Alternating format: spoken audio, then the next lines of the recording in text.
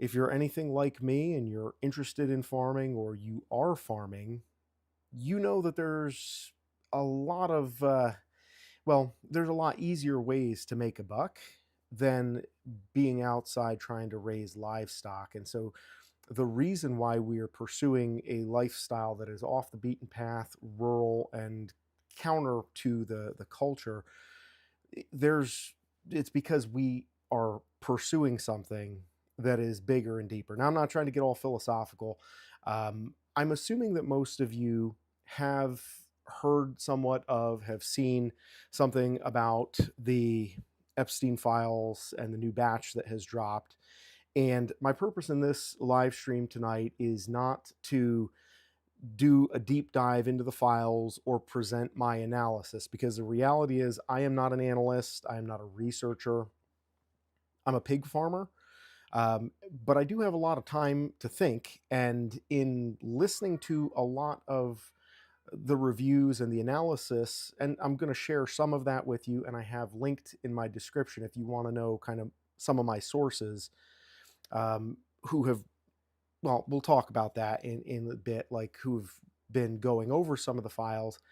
I'm listening to the things that are going on and the things that are being said, the conversations that are being had between Jeffrey and his friends, clientels, many people who are leading a variety of different industries and areas of government.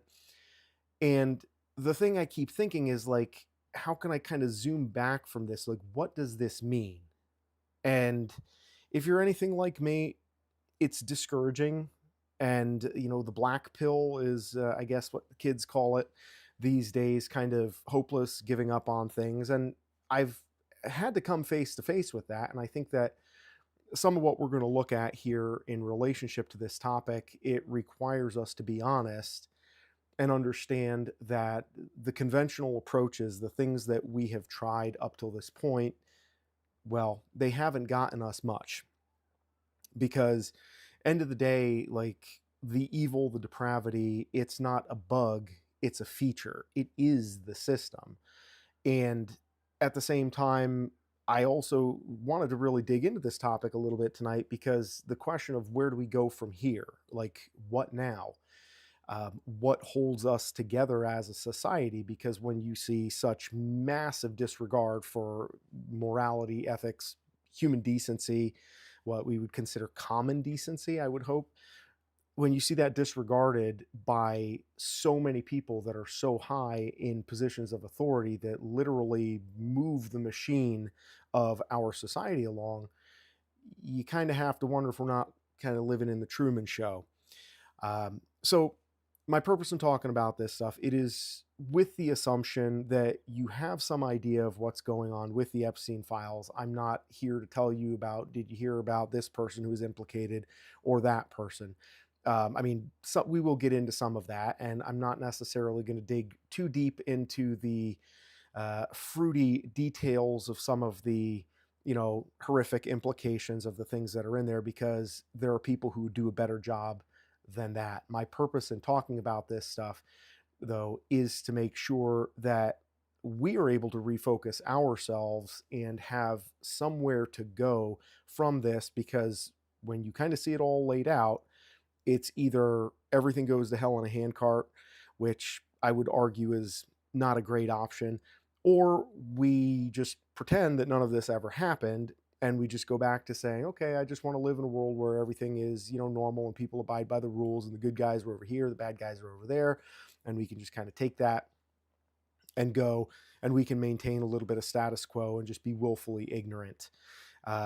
And the thing that has come up to me in thinking about this so much has been the parallel between this whole situation and raising livestock. And we are the livestock. We are the livestock in this situation. And when we kind of flip the script around and look at it from that regard, from that stance, it's gives us a little bit of an opportunity to kind of put some different analysis to things. And I'm interested in hearing from you guys as well, because certainly this is not like I have everything figured out, but there's a lot of channels that are just going through the files and digging up guess who did what, and did you hear what he said about this, and this is so bad. And there's no question about that. But the thing that I think that nobody is doing, or very few that I have heard anyways in my um, listening to this stuff on YouTube, nobody's really looking at what we are supposed to be doing. Where do we go from here? And kind of trying to figure out the best productive moves rather than just coming unglued and giving up. And I do have some thoughts about that. And there's a couple of videos that I want to share with you guys tonight, little bits and pieces. I'll do some reaction to some of those videos, but some things that have kind of guided my thought process on this, or that reflect some of the thought process that I've had about this. And we can kind of play with that and move forward, you know. Yeah, Lightfoot says, I was worried about this one, but you're on the correct path. Yeah, this could go real dark. My purpose isn't to go super dark or even to make this political, because if anything, the position that I've come to is one where just all of the established paradigms of, okay, everybody on the right is this, everybody on the left is that. What I'm seeing is like, there's like, I officially am politically homeless. Like, I've been evicted, and there's no political system that offers me anything resembling a place to go, because I'll, put my cards on the table. I voted for Trump 3 times, and one of the things that appealed to me about his campaign, because he's great at campaigning, nobody can take that away from the guy. The thing that appealed to me about it was the idea that we were going to get rid of corruption, and he was the one guy who was going to throw a spanner in the works, and we were going to just break the machine, or at least shut the machine down, because it was not serving the people who were, fueling and funding it. And when you hear everything in the Epstein files, it's huge, but it's so big. It's like, it's not that, like, now I turn a corner and I say, oh, you know what? The Democrats were right. The left was right. It's the right that was wrong. And, Trump is brought up in there, and some of the people in his administration and in his circle. One of the ones that I would notably mention, and, you know, well, I'll talk about some of the reactions to this, and where I've gone with some of this personally. But guys like Peter Thiel, who is a big tech bro, and he has a lot of leverage in the tech space, specifically his company. I know he has a couple of companies, but Palantir being one of them. And again, I don't know all of the nuts and bolts, um, but what I can say is that having somebody with handling something that is that potentially powerful as surveillance systems that are operational at scale, like massive surveillance powers, to be then in bed with a guy like Epstein. It's like the problem, if you will, isn't necessarily Epstein. The problem, I mean, he is part of he is the problem, but the problem is everything else that he touched. It's like, if you take a punch bowl at a party, right? You go to a party and you drop a turd into the punch bowl, you can't then go take the ladle and ladle out some punch from across the bowl. Turds floating on this side, you're on the other side of the bowl, ladling out some punch to put it in a cup. Hey, it's cool. This punch didn't touch the turd. The turd's floating on the other side of the punch bowl. No big deal, right? It's like, it takes one little bit to completely ruin the whole thing. And well, so what do we do, right? And it's very discouraging, because I know in voting for Trump, I kind of was hoping that he would live up to even a small fraction of what he talked about in the campaign. And Athena, your use of the word disappointed, is that really encapsulates it, because from a policy standpoint, I can tell you all the things that I, lean right on, and where I'm not where I disagree with the left, disagree with the Democrats. But it's like, now I'm at a point where, as somebody who would have been lumped in with the Trump voters and the right, I'm now just completely up to here with the right, because when you realize how filthy and corrupt, that it's not just like guys taking, hundreds under the table and this monopoly game. It's a system in which we are literally cattle, where they're emailing each other back and forth. And again, I'm listed in the description for this some of the sources of the guys that have gone through and done some pretty deep dives, and just specifically are just like reading over the emails and just saying word for word, like, this is an email from this to that, and this is what they said next. And they go through it and kind of, and there's a lot that I have not gone through and heard, because this is not, um, my understanding and knowledge of this is nowhere near um, complete or universal. But just listening to this, the thing that struck me is, like, these are not people who are criminals who got outside of the system and managed to pull a fast one on people because they're slick talkers and they're brilliant and they're pulling the wool over everybody's eyes. I mean, Epstein specifically. The guy, when you listen to his like 3 hour interview with Steve Bannon, which that's a whole nother ball of wax, but I did suffer through that.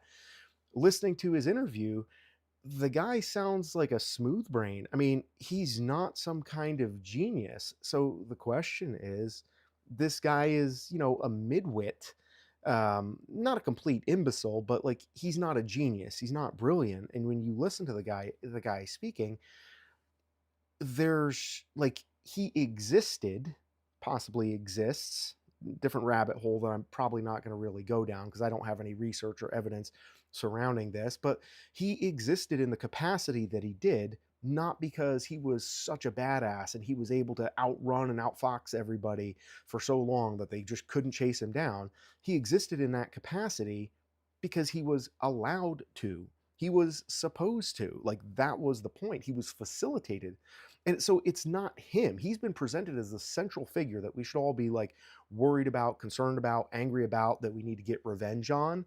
But when you look at how much infrastructure, how much projects and property and facilities, one of the videos that I want to just watch a little bit of with you guys is Asmongold, who's a video game streamer, but he's looking at a 3D rendering of the Little St. James Island.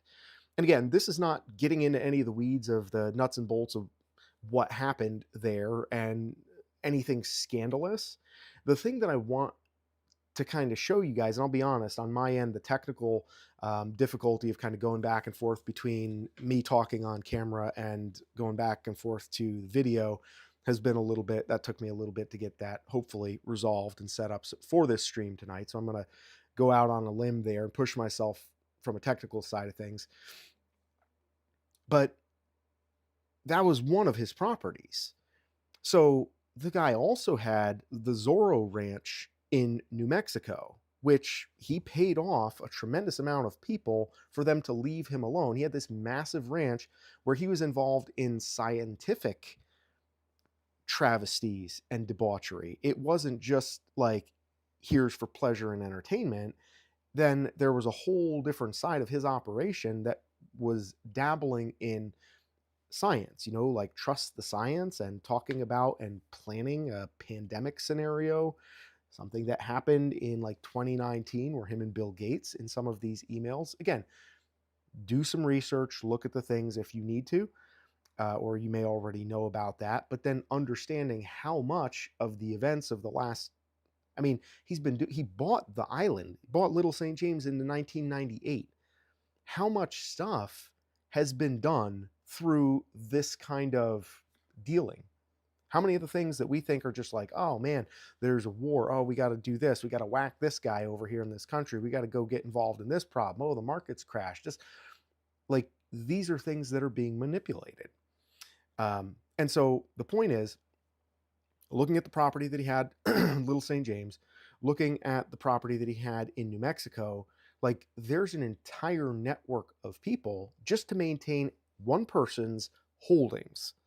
to build, to facilitate, to sweep the floors, to build, to repair, to, pay the electricity bills, to make sure that there's food and water, the vending machines are stocked, that there's chlorine in the swimming pool. Like, there's an entire network of people supporting this thing.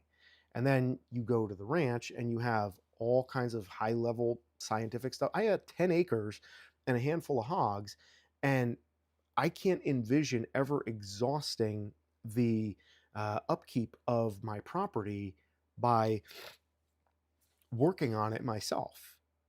It was much more than just one guy who's out there doing bad stuff. It is an entire system of people, and he was actually a functionally significant but functionally small piece of that system, and the system is still going strong. So for argument's sake, we'll say that yes, Epstein did hang himself in his prison cell with the little paper thin bed sheets. He managed to off himself, and that all the discrepancies there. They didn't do anything funny, swapping out bodies. The narrative is totally on the level. So we'll say that. But the system that facilitated this one dingus uh, kind of running the world, that system is still fully in motion. And the people who are trying to exert leverage over us, whether it's guys like Trump, and look, I voted for Trump 3 times. That was a big part of my first divorce was 2016 when Trump was coming into office, and I was too straight, white, and Christian, and my ex-wife was upset because I didn't get on the bandwagon and start, screaming about how much I hated Trump, because I liked some of the things that he was saying, and I thought that he made some good points. Um, so for me at this point, it has taken a lot for me to get to the point where I'm just like, okay, enough, done. I'm just, well, just done. And so let me read the chat here, because I know we got a lot of a lot on here, and I don't want to just rant all evening, but I'm gonna have to find my stream on here, because well, I guess I can read it off the computer. Yeah, definitely not America first.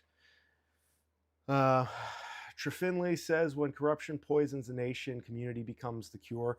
Yeah, I agree with that, although I really want to build on that. So that's one of the things that we're going to be going for. Oh, hey, here's Zeb Boykin. Cool, good to see you in here, bud. I hope you're still. I haven't completely missed you, and you tuned out already. But yeah, the ranch is what was in it for him. That was his motivation. Zeb Boykin says, let's go. Zeb was kind enough to have me on his channel a couple of weeks ago, so go show him some love as well. If you haven't had a chance to see that interview, it's some of the backstory and some good stuff that we had a chance to talk about there. Athena 11 says, I believe they literally gave him the largest house either in New York or London. I think he had a place both in New York and London, although it's possible that one of those was a facility that was owned by Les Wexner, the guy who's behind, if I'm not mistaken, allegedly, let's say, Victoria's Secret and some modeling stuff, because he was controlling a lot of assets for him, and I think his properties was part of that. Yeah, he wanted thousands of kids. He was doing all kinds of research on that. Good evening, Ian Harris. Good to see you in here. Yeah, they got thousands of kids, but the back in the Pizzagate days, yeah, awesome. Yeah, it is. Yeah, it's going to be really cold up here this weekend. Zeb said, "Stay warm, brother." I appreciate that. It's appreciated, even though it's coming from down in South Carolina where it is warm. It's going to be another -10 weekend, and yeah, probably 6 inches of snow. So not too bad. And I got the animals all buttoned up for the night, so we should be good. Waters are temporarily unfrozen as well. But yeah, the thing that just kind of kept coming back to me is like his involvement with science. Like, we think of Epstein, it's like, okay, this is a guy whose principal flaw or evil that he was doing was the fact that he was abusing children for the entertainment of elites. But that was only a small part. That was like a side hustle in his business, because funding scientific surveillance, technological, transportation, like, he had his fingers in so many different pies. And again, it's not about him necessarily. The question is, all of these people who were connected to him, they all represent the same level of filth and depravity that he did, and they are all literally part of that system, because there's no way you can be adjacent to, you know, well, without, I'm trying to think what I need to avoid saying, although I've probably said a few things already that might get me squeezed by the algorithm. But, you know, ritualistic, like, this was not just perverted people that, you know, had some weird proclivities.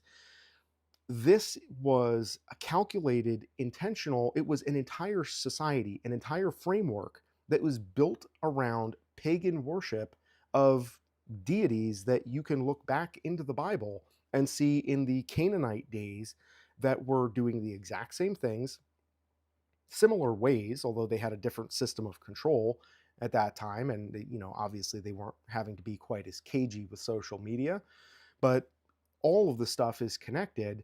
And we're kind of at a point where we've run out of political options, because Trump was supposed to be that political option where he was going to go and he was going to, you know, stick it to the machine.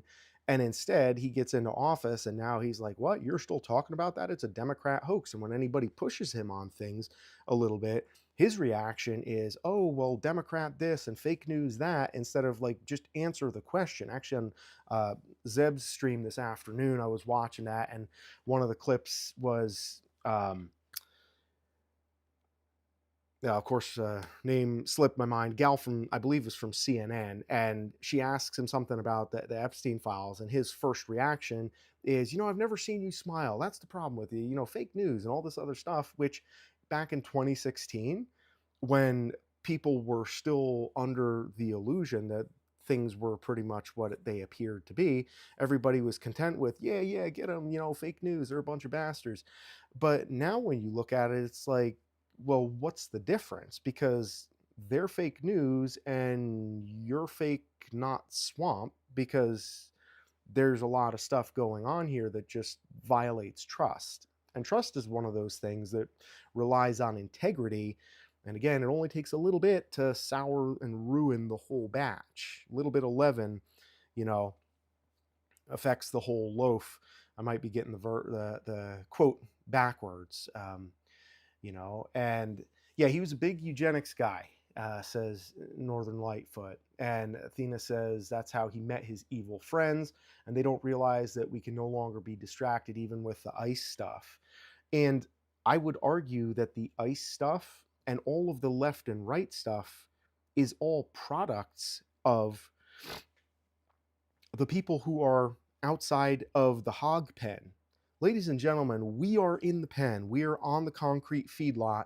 We are navigating around the droppings to try to get to the grain that has been put out there for us by our betters. And we have never really thought much beyond where does everything go if we go past the gate. We just hang out and wait, and oh, the guy shows up with the bucket, and here we are.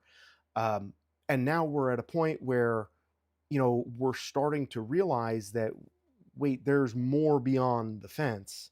And the bucket is a mechanism to keep us distracted and to prepare us, to grain us, to fatten us up for harvest, for slaughter, some for the entertainment purposes that Epstein is widely known for, but others for just being, you know, substrate to run through the mill for whatever kind of filthy sausage that they're making out of us as a society, as a culture. The whole thing was built on a way of looking at people.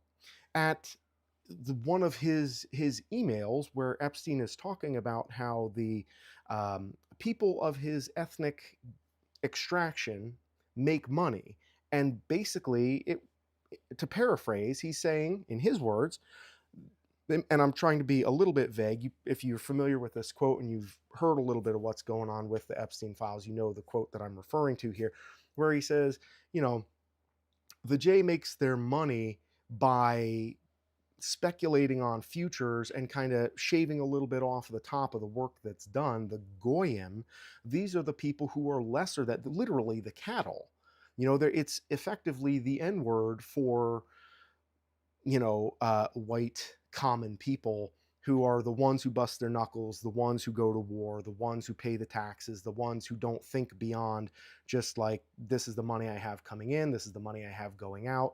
But their idea, their whole plan is to skim money off the top and let the cattle do the work because they're the useful idiots and we need to keep them engaged as useful idiots. And so, in that process, the whole political system that I know I've gotten, I think I'm smarter than this, but when it really comes down to it, I kind of was hoping that Trump might be the guy that comes along and maybe, changes the system around and throws a monkey wrench in there and gives us the ability to have a little bit more freedom and get back to that golden age. That all sounds really good when somebody comes along promising that. Just like when I go down to the pigs, I smack that bucket a couple of times, and boy, they may be fighting amongst themselves. You smack that bucket a few times, boy, everybody lines up and they're all there, everybody lines up and they're ready to stand still and give you their attention.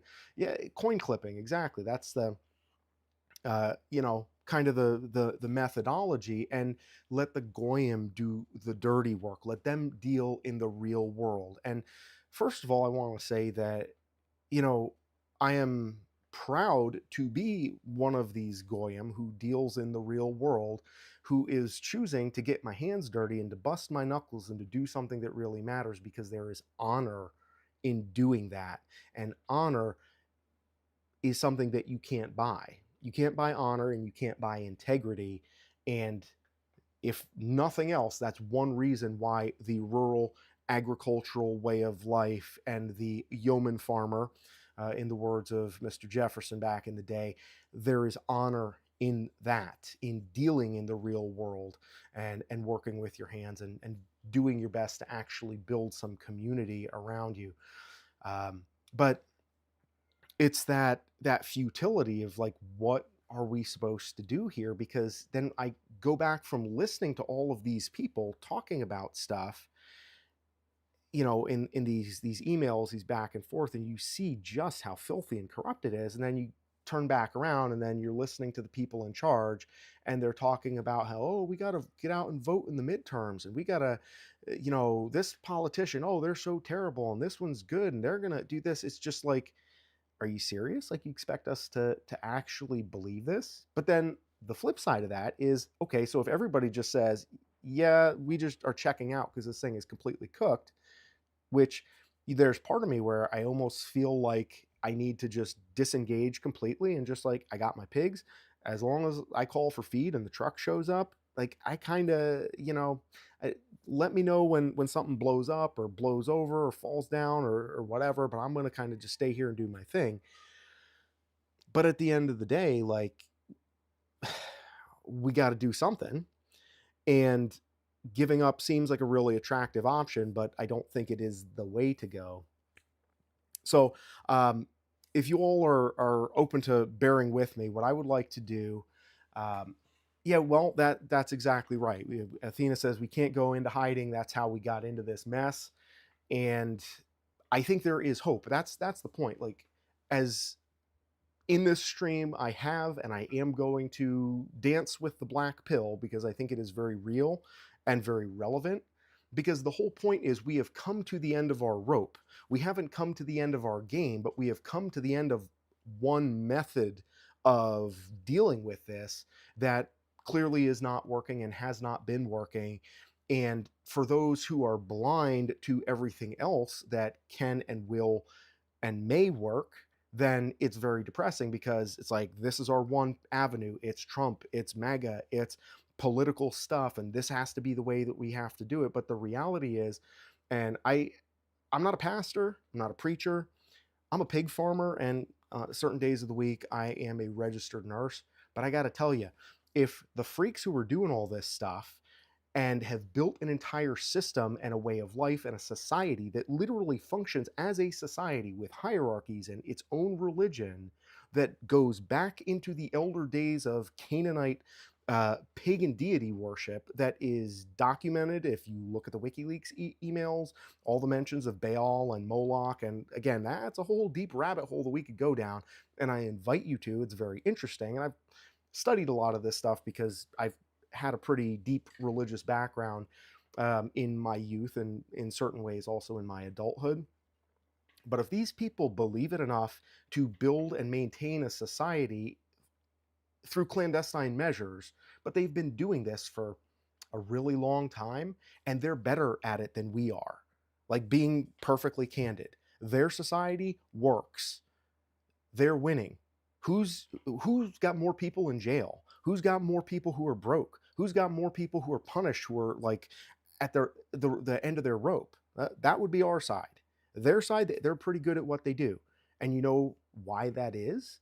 Like, that's because they are fighting a spiritual war with spiritual tools, because they're not above saying, okay, like, we need to get into the weeds and fight a spiritual war spiritually. They're not religious about it. Maybe they don't call it going to church, but they definitely do a lot of religious practices that are alluded to all through that, and they're not too materialist. And I would argue that the whole, you know, intellectual enlightenment, the idea that we're so intelligent and so worldly wise and scientific that we have to divorce everything from the spiritual world and become like the first group of people throughout human history that have ever had this kind of disconnected mindset where it's like, oh, we are the apex of everything that exists in this world, and there's nothing beyond us, and there's nothing outside of the physical reality, and materialism and stuff is all that there is. Like, that's kind of the run of the mill way of looking at things.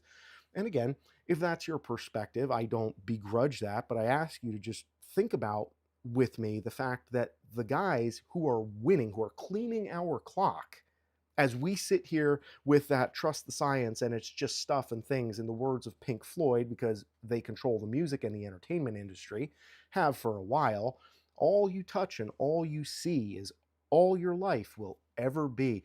I enjoy Pink Floyd. I enjoy their music. It's very catchy, but that, like, is the basis of the slop that they feed us, the goy slop that they feed their cattle. Because yeah, they need us to be nose down in the dirt while they're up here like making plans and trading futures on the sausage that they're going to make out of our carcasses.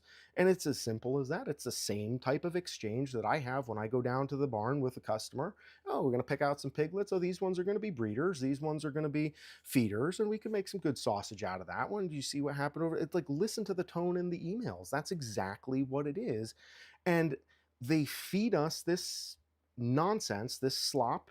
Nose down, Goy, get back to work. And meanwhile, they are fighting spiritual battles with spiritual weapons, and they don't walk around and act religious, maybe, but you better believe that there's more to this stuff than meets the eye. If you've been kind of thinking, oh, well, this is just a political thing, like, politics is way, way, way downstream from spirituality and morality. And I will well, you probably could twist my arm a little bit, and I would preach a little bit in this same vein. But I can tell you that, looking at the places where the only place in the entire record of human history where the people who followed and worked on behalf of Baal and Moloch. I mean, these days, it's like Epstein and his gang and that system. So that's kind of what we're against today, right? And the only other time in history where we have really good, clear records that I'm aware of, and some of you guys may be anthropologists and might be able to tell me more about this that I don't know. I don't claim to be an expert, but the only place in history where we can really look at the bad guys, like, right, the Baal and Moloch and their degenerate worshippers losing, is in the Bible. And specifically, I would invite you to look at the book of Second Kings. If you don't necessarily have to look at this from a Christian perspective and go into this as like, okay, I'm going to believe, I'm going to church, the whole nine. I'm not saying that. Look at it strictly from a, like, okay, what happened here and why? And every time you see this same pattern where a nation turns away from God and says, oh no, we're going to be materialistic, we're doing great, we've got everything buttoned up, we don't need to worry about God, we're just going to kind of do our own thing and kind of eyeball it and it'll be fine. And then what happens?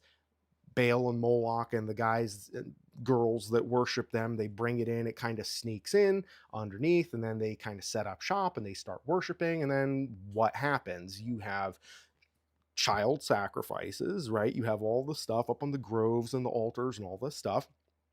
And then after a while, the nation just gets the blood sucked out of it, and it starts getting beat by their competition, by their neighbors. And the people are like, man, things were a lot better back in the day. What's different? What's changed? Oh, yeah, that's right. We're now worshiping pagan deities that are like taking our kids and sacrificing them. And we're just completely getting cooked on the field of battle and in all of the, tangible daily tasks and things where we would want to be doing well and winning.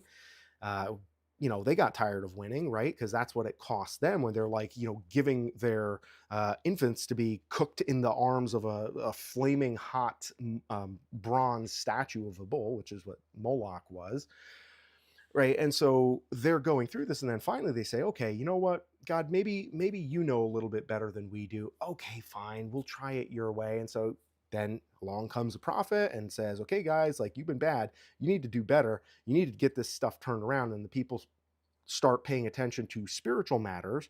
And then what happens? The Baal worshipers, they get crushed, they get cut down. And the two favorite stories that I think illustrate this really, really well, um, the story of Elijah. I believe this is Second Kings. Well, it's somewhere in the Old Testament. I'm sorry, I'm not a biblical scholar, but the story where Elijah has a showdown with the prophets of Baal, and he's been off living in caves and like hiding out in the wilderness, and he's just like given up, and he's taken the black pill. And I might be mixing a couple of the individual chapters up, but this is the main broad strokes are there. Okay, he's been hiding out in a cave, and there's a raven that's been bringing him. The raven's been stupid cat. The raven's been bringing him a little bit of bread and a little bit of water, and he's just barely surviving. He's ready to give up, and he's just like, oh God, like, why do you have to do this? This is terrible. Black pill, like, this is just we're totally cooked. And the angel comes to him and is like, dude, there's like 5,000 guys that haven't bowed the knee to Baal. You're not by yourself. Stop being a bitch and get out there and do what I'm telling you to do. And then, Elijah does that, and there's a big victory, and they cook, both figuratively and to an extent, I think literally, the servants of Baal, and it revolutionizes what's going on for the kingdom. But like, all of the political solutions and military things and social conventions, completely toothless to fight in a spiritual war. We got the whole thing backwards. The other one, couple other ones, with Elisha, who was the second, who kind of came after Elijah, was the destruction of Sennacherib. Sennacherib was an Assyrian, and the Syrians were really mean, and they used to kill people and torture them for fun. And everybody knew, if these guys showed up on your doorstep, you better just surrender, because you don't even want to get into a fight with them, because they're going to make you pay for it. And he pulls up and says, oh, we're going to, get this done, and we're all big and bad. And then, well, to make a long story excruciating, when the people of Israel put their, changed their spiritual outlook, like, and there's a poem by, I think, Lord Tennyson, one of my favorite poems ever, about the destruction of Sennacherib, who was the king who led that whole thing in there. But again, completely changed the outlook. And so the point of all that is that, number one, this is bigger than politics, and this is bigger than you and me. For whatever reason, we are all here. Thank you, Secret Noise. 1 Kings 18. I knew it was one of the Book of Kings. Kings got some really badass stories in there. When you read some of those, it's just like, wow. The things that God can do on our behalf, if we just get out of the way and stop trying to tell him how to do everything, and say, hey, you know what? It's possible that maybe you know better than I do. Maybe let's try it your way. And then it's like, then there's an opportunity for things to go well. But that has to be the basis of things, not the, fallback option. And I think that what we're doing in here in this community, I think, is ultimately part of that, and can be part of that. But to understand that this is not a physical battle that is going to be won by any of this stuff that, excuse me a second, Amelia, what are you doing?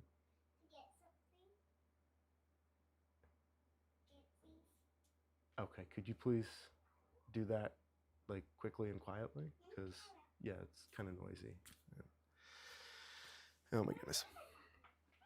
So, anyways, intermission there. I need to have actually. You know what? So, on that note, I'm gonna pause the preaching for a little bit because I can always come back to that. And honestly, I didn't anticipate going quite so far down that road. Although one last one. This one I know is I believe this one is from 2 Kings 18, where Elisha goes out and he's with his servant and they're out there, and this time it's the Syrians, like PBD, not Assyrians but the Syrians, and they're outside the city, I believe Samaria. And Elisha's casual, he's just in his chariot or whatever, and they're kind of cruising around, and his servant is with him, and his servant is just like really anxious, and he's just like, what's the matter? And the guy's like, are you serious? Like, look around here, look at all these guys, we're completely outnumbered, we don't have the forces to do anything about this. And Elisha's like, okay. And he prays and he says to God, he says, God, would you please just open his eyes so that he can see? And he tells the servant, he says, the ones that are with us are way more than the ones that are with them. And God opens his servant's eyes and he sees. And then this into the spiritual realm, that window is open and he's able to see. And he's like, oh. And then, of course, the battle unfolds accordingly because it is not a physical battle. That doesn't mean the physical things aren't part of a spiritual battle, because the physical stuff that is part of it and it matters. But yeah, that is kind of in very short. My answer to the black pill is that, a lot of times, and I found this in my own life, where God will beat me over the head with something until I say, okay, I've done it my way enough, I'm ready to try your way. And if you listen to him the first time, you don't have to get beaten over the head that much, because he's just like, he can tap you on the shoulder and you're like, oh, okay, my bad, sorry, yeah, let's go your way.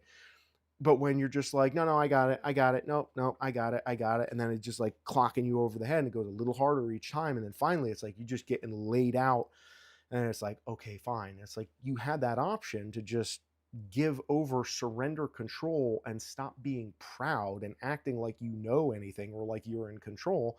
You had that option from the very beginning.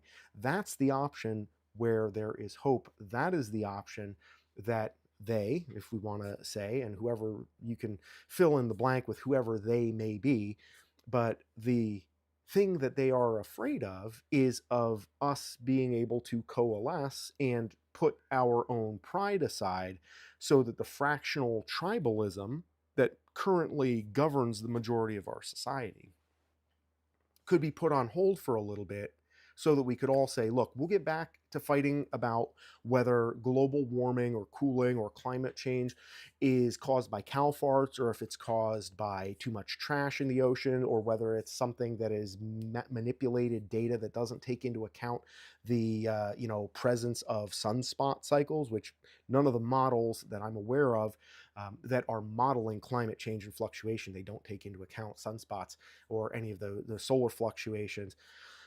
But that notwithstanding, we can get back to arguing about that. But right now, we need to kind of team up and like sweep the deck here, because it's dirty, and we can't cook here in a situation like this. This is not acceptable. We can have our policy differences. We can argue about the culture. We can argue about what words are offensive and how we should. But like until we deal with the fact that we are being completely dog walked by some of the most vile and physically unremarkable people ever to walk the face of this planet, who are profiting off of everything that we do and everything that we are. Well, I mean, we are the cattle, and it's like when you have good cattle, it's like, oh, good looking cattle. My boar, he's 700 pounds. He's a big boy. If he got it in his head, I mean, he could turn me into a squeaky toy real quick. But you know, I show him off to people, and it's like, this is my boar, and oh, that's cool. Wow, that's nice. And in the same way, we are being manipulated and governed by those who have set themselves up as our betters, but they are not. But when we are divided and we're fractured in the way that our society currently is, the leverage is not on our side. So video that I am going to dig up, if you'll pardon my proximity here to the camera. All right, I'm going to try, and let me know if you guys can hear this. See the whole picture, and you knew everyone who was involved with that whole situation. What would you do about it, other than what you're doing right now? Are you guys hearing that in the chat? Nothing. That's exactly what you would do about it. Absolutely nothing. That's why you're just wasting your time, squabbling over what's being released from the crumbs that are being released from the Epstein files. Let me explain this to you. First of all, do you need any more information to prove to you that the leaders of what our government has become are evil? Do you need any more information to prove to you that these handful of billionaires who are pulling the strings and have an agenda to destroy the fabric of America? Do you need any more new information to prove to you that they are evil and corrupt and absolutely against you as an American citizen, you and me? Do you need any more new information to prove to you that it is indeed us versus them, and they are winning? Why?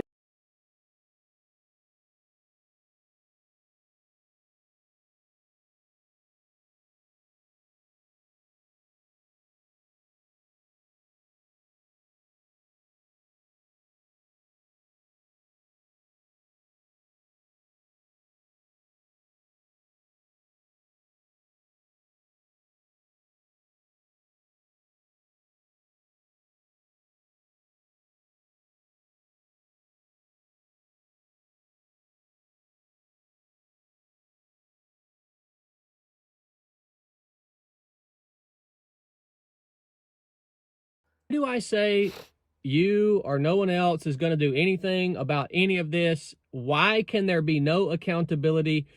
It's because they are winning, just like I just said. And why are they winning? It's because they are smarter than us. We have descended from, civilized society, and we as American citizens have become tribal. It's like we have descended in our thinking, back 2,000 years ago, and we're part of different tribes running around in a jungle somewhere, squabbling over a piece of a dead fish, fighting each other with sticks.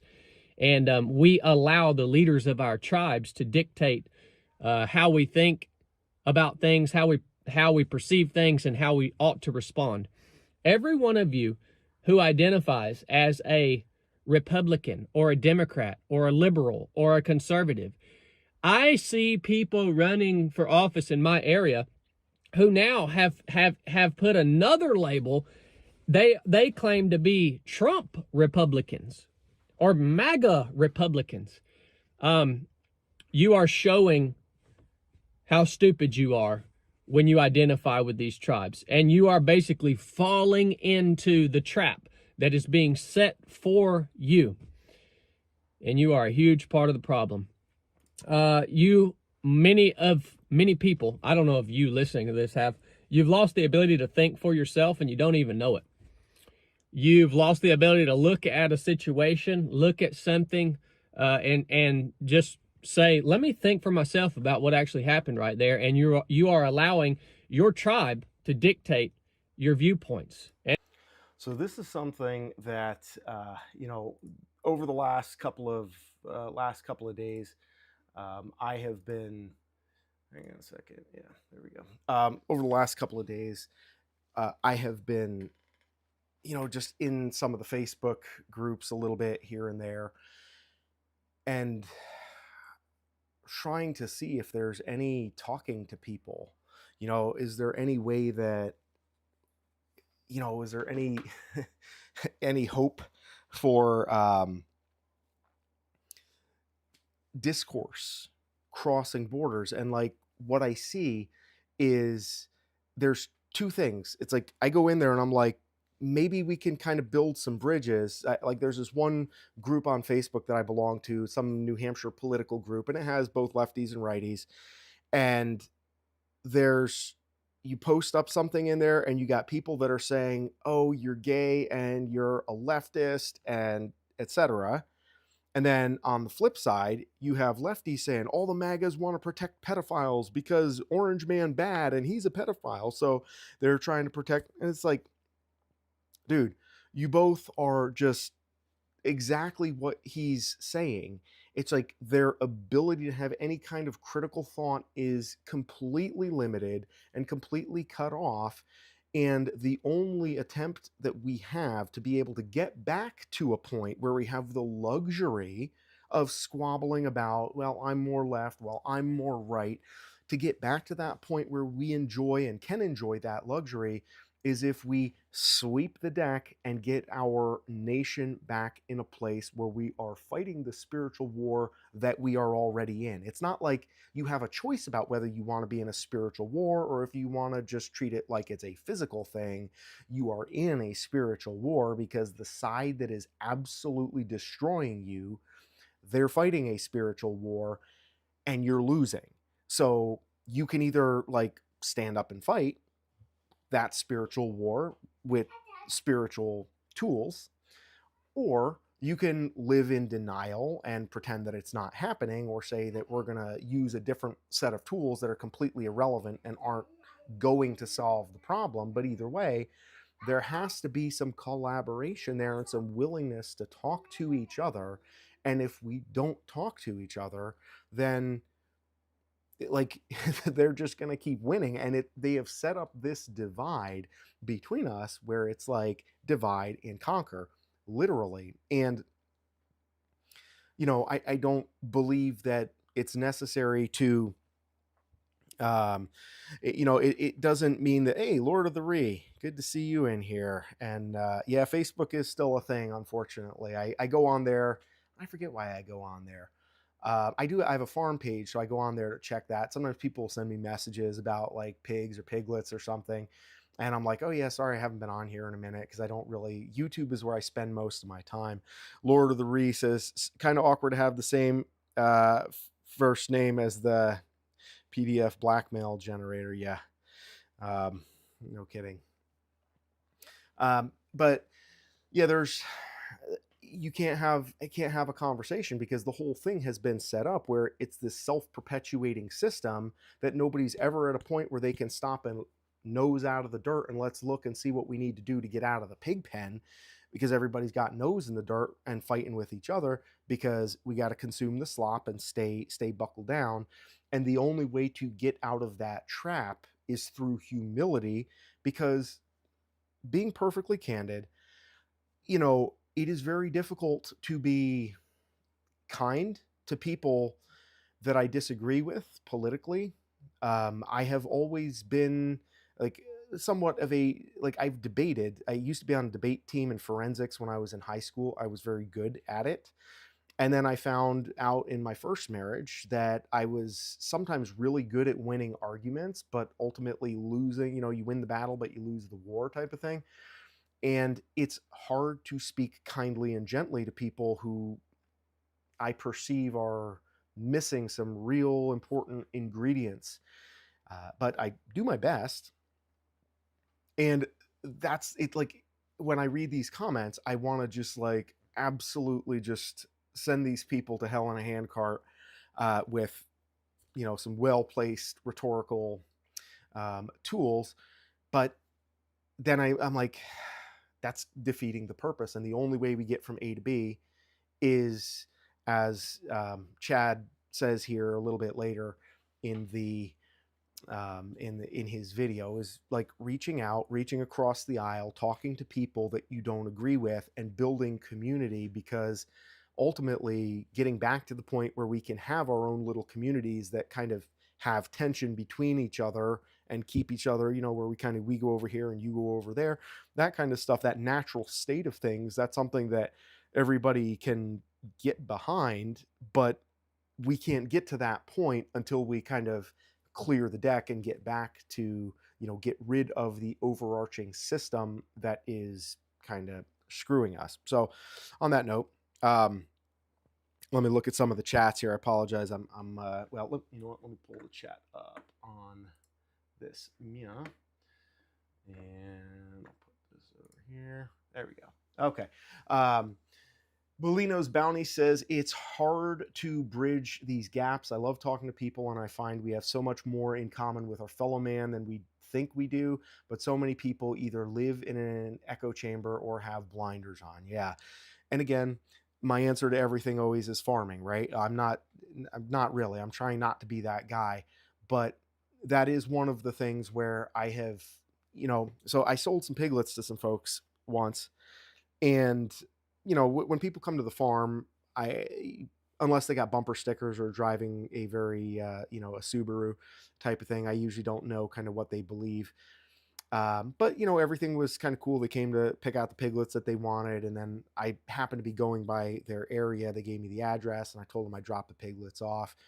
And 99 times out of 100, this is not anything close, because I feel like ideologically, politically, whatever you want to call it, most people in farming are not like diehard ideologues, but they're not like interested in you know uh, gender affirming surgeries. Let's put it that way. They wouldn't use that terminology. I always say when I'm castrating my pigs, we're doing gender affirming, giving them gender affirming care so that we can be very progressive in our farming methods. But anyways, I went to these folks, their house, and like um, there there were a bunch of flags, the trans flags or whatever, the rainbow mafia flags that they had all over the place. It was like they were campaigning for whatever, and it was pretty out there. And I was thinking, I don't doubt that they're going to take good care of the pigs. I mean, if anything, they're probably going to invite the pigs in the house and like let them eat out of the refrigerator, so the pigs are going to have a good life. I can't find fault there.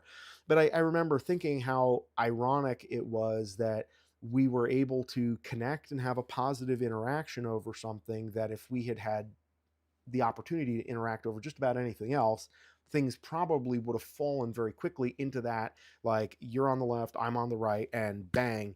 And it would have been very oppositional very quickly. When we look at it from a different perspective that is more community oriented, that we're able to kind of get out of that paradigm and say, okay, like we're both doing this same thing, so we're going to maybe table the conversation about what age you think gender affirming hormones and therapies should be started, or whether this really actually helps anybody or not. But we can, just worry about the one thing that we're trying to do, and we're able to kind of build that bridge, exercise that muscle of just being people, and having conversations with people that maybe we disagree with, but without completely throwing the baby out with bathwater. Lord of the Ree says, I tell my Christian friends that while our ultimate goal is to bring people to heaven with us, we're also charged with the responsibility of being good stewards. Pigs buying piglets. Yeah. Yeah, that, and I agree with that 100%, because I don't think that there's anything merciful about, one of the things, I'll take a quick sidebar since we're kind of, I guess, well, the topic of sexuality and all that stuff is kind of in the mix at this point. You know, I think that there is a misunderstanding by a lot of people, and I think that a lot of this has to do with, well, people get defensive, and people like Christians get defensive about this, and also non-Christians get defensive about this. But at the end of the day, like, the reason why I am against the practice of homosexuality is not because I think I'm better because I was not born with that proclivity. It's because I believe that what God has laid out pretty clearly in the Bible, that I believe in, that, things are not going to go well for you if you insist on hanging on to that behavior. And so my desire for you to leave that behavior behind is so that you and I can come into a perfect union with our creator, who loves us and wants to give us the best of all the different worlds, much better than anything that we could think of. And sin is not something that is unique to, and a lot of Christians, and I think a lot of this is just a function of Facebook, right? It's a function of Facebook and the social media, where everything is kind of very one point at a time. It's not very nuanced, and people are just angry and spewing But the reality is that, for a lot of Christians, the the verbiage or the discussion comes down to, I'm better because I do this or that. And for them it's like, well, I'm more progressive and compassionate because I do this or that, when at the end of the day the Christian is supposed to be coming to this from a standpoint of mercy and wanting to save somebody. It's like, dude, your house is on fire, I'm trying to drag you out, and I'm sorry that I had to pick you up by the seat of your pants and haul you out, but that's all I'm trying to do. It's because I care about you and I love you, and I believe that you are worthy and beautiful, and I want to help you. Not that it's like, hey, I'm better than you, so come on, get over here with us because you're just a dingus. And I think that that's something that requires some nuance, and that's hard to do because there's a lot of people in the Christian side of things that are like, oh, we're so accepting, we love you just the way you are. And there's an element where, if we look at, and this is a New Testament thing, so I'm going to be perfectly candid. I'm not going to have all my citations, scriptural citations, perfectly right on this, but basically, where Paul is telling, I think it's in Romans, he's telling the church, he's saying your job is to show the love of Christ to the world, not to judge them, not to go out on the street and be like, you're sinners, you're screwed, screw you, you're terrible, you're awful. He said, your goal is to show them Christ's love so that they come into the church. Now, once they're in the church, there's no room for mixture in the church because we're all in the church fighting our own different sins. And boy, I can tell you, I got some doozies. I got sin, okay? I am not a good person. And I have my stuff buttoned up and I know how to act and behave well and to not get into trouble. But boy, when I listen to the things that are going on in my head sometimes, I'm like, I am not a good person. God, like, you sure you know what you're doing here? You want to get into this kind of a relationship with me? Because whatever. I mean, that's good on you. But there's just, we're all working through our sin together. But within the church, that's where knives, not when I say knives out, I don't mean like attacking each other. Maybe scalpels out would be a better way to put it. Scalpels and bone saws out, because we have to cut away anything that does not adhere to the mold of faith that God has given us. And that's up to all of us in our own lives, but to all be about that business within the church. So to the world, we show Christ's love, and Jesus loves you just the way you are, because yes, he does. He does love you just the way you are, no matter who you are and what kind of filth that you're engaged in. He wants to clean you up and bring you in. But once you agree to come in and be cleaned up, you have to leave the filth behind, leave the rags behind. And people always use the, oh, well, what about Jesus and the woman at the well? And he said, that you shouldn't, he who is without sin cast the first stone. And nobody ever puts into context like the last verse of that passage where he said to the woman, hey, you have another couple of husbands. And, basically, I know you've been running around and you've been doing this stuff for a while. Now go and sin no more. That's the part that nobody wants to hear. Everybody's fine with, oh, yeah, he was without sin, cast the first stone. But when he says go and sin no more, that's the part that you want to leave out, because it's a process and there is room for the love. There is room for the forgiveness. There's also room for the judgment. And the Bible says, like, if you love your son, you chasten them, like you spank your kids, because not that I ever have or ever would. I got the living daylights beat out of me a little bit. Not really, actually. That's not true. My mom tried to spank me, but I was bigger than her by the time I was like 7 years old. So she would make my dad spank me. And then I put books down my pants, and my dad was like, started laughing because he came home from work and my mom was like, you got to give him a spanking. And he's like, dude, really? Like, I just came home from work and I put my stuff down. And she's like, no, you have to spank your son. He's disrespectful. But didn't do me any harm. I'll say that. But like, God chastens the people that he loves, and like, you use fire to purify gold. You don't get pure gold by just putting it out there and saying, oh, you're perfect just the way you are. It's like, yeah, I love the gold and I'm going to go to great risks and go into the mine and dig down to get it out of there. But when we're talking about, now that we have the gold, we're going to purify it and make it into something beautiful and useful that reflects the beauty and the design of the creator. Well, that takes a lot of hammering and fire, and boy, that sucks. And I get hammered on and burnt a lot here on the farm. And so this is where this is the forge in which my gold is very, very slowly being you know, gone through here. So let me read some chats here because I went on a little bit of a rant there. Let's see. NM Grode says that's why they want you on different teams. Amen. Lord of the Ree says based. I do my best. Thank you. Bellino's Bounty says that's why community is so important. It allows you to see others doing things in good faith. When you see things online or in the news, everything you disagree with or hate seems like a personal attack. Yes, good faith versus bad faith. Like when we're doing things in person, you kind of have to like operate with the assumption that the person is in good faith, whereas online, operating in bad faith is like the default setting, and you can't really get anywhere if the person has to win you over. Like you go back and forth with this snarky exchange, and then the person's like, oh, okay, let's actually, like, you ever had that happen where you're talking to somebody and they like kind of bite your head off and you're like, dude, this is actually, I'm trying to make a real response, like I'm actually talking to you in good faith, and they're like, oh yeah, my bad.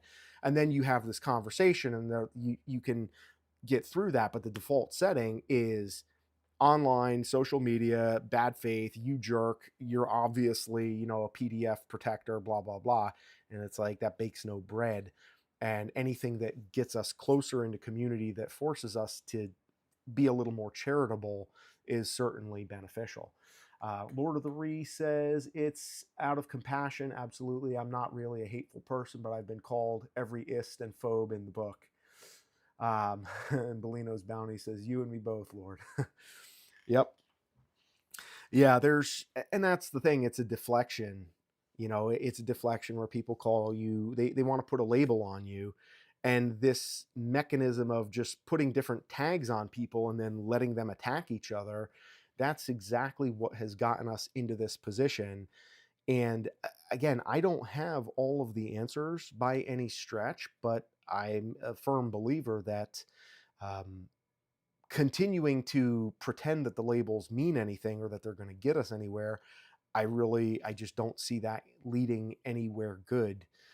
And I think that, you know, it's kind of a two-step thing where, number one, if I was, you know, gonna outline an action plan for pushing back and not taking black pills and not being completely incapacitated by the hopelessness of the situation, it would be, number one, recognize we are in a spiritual battle.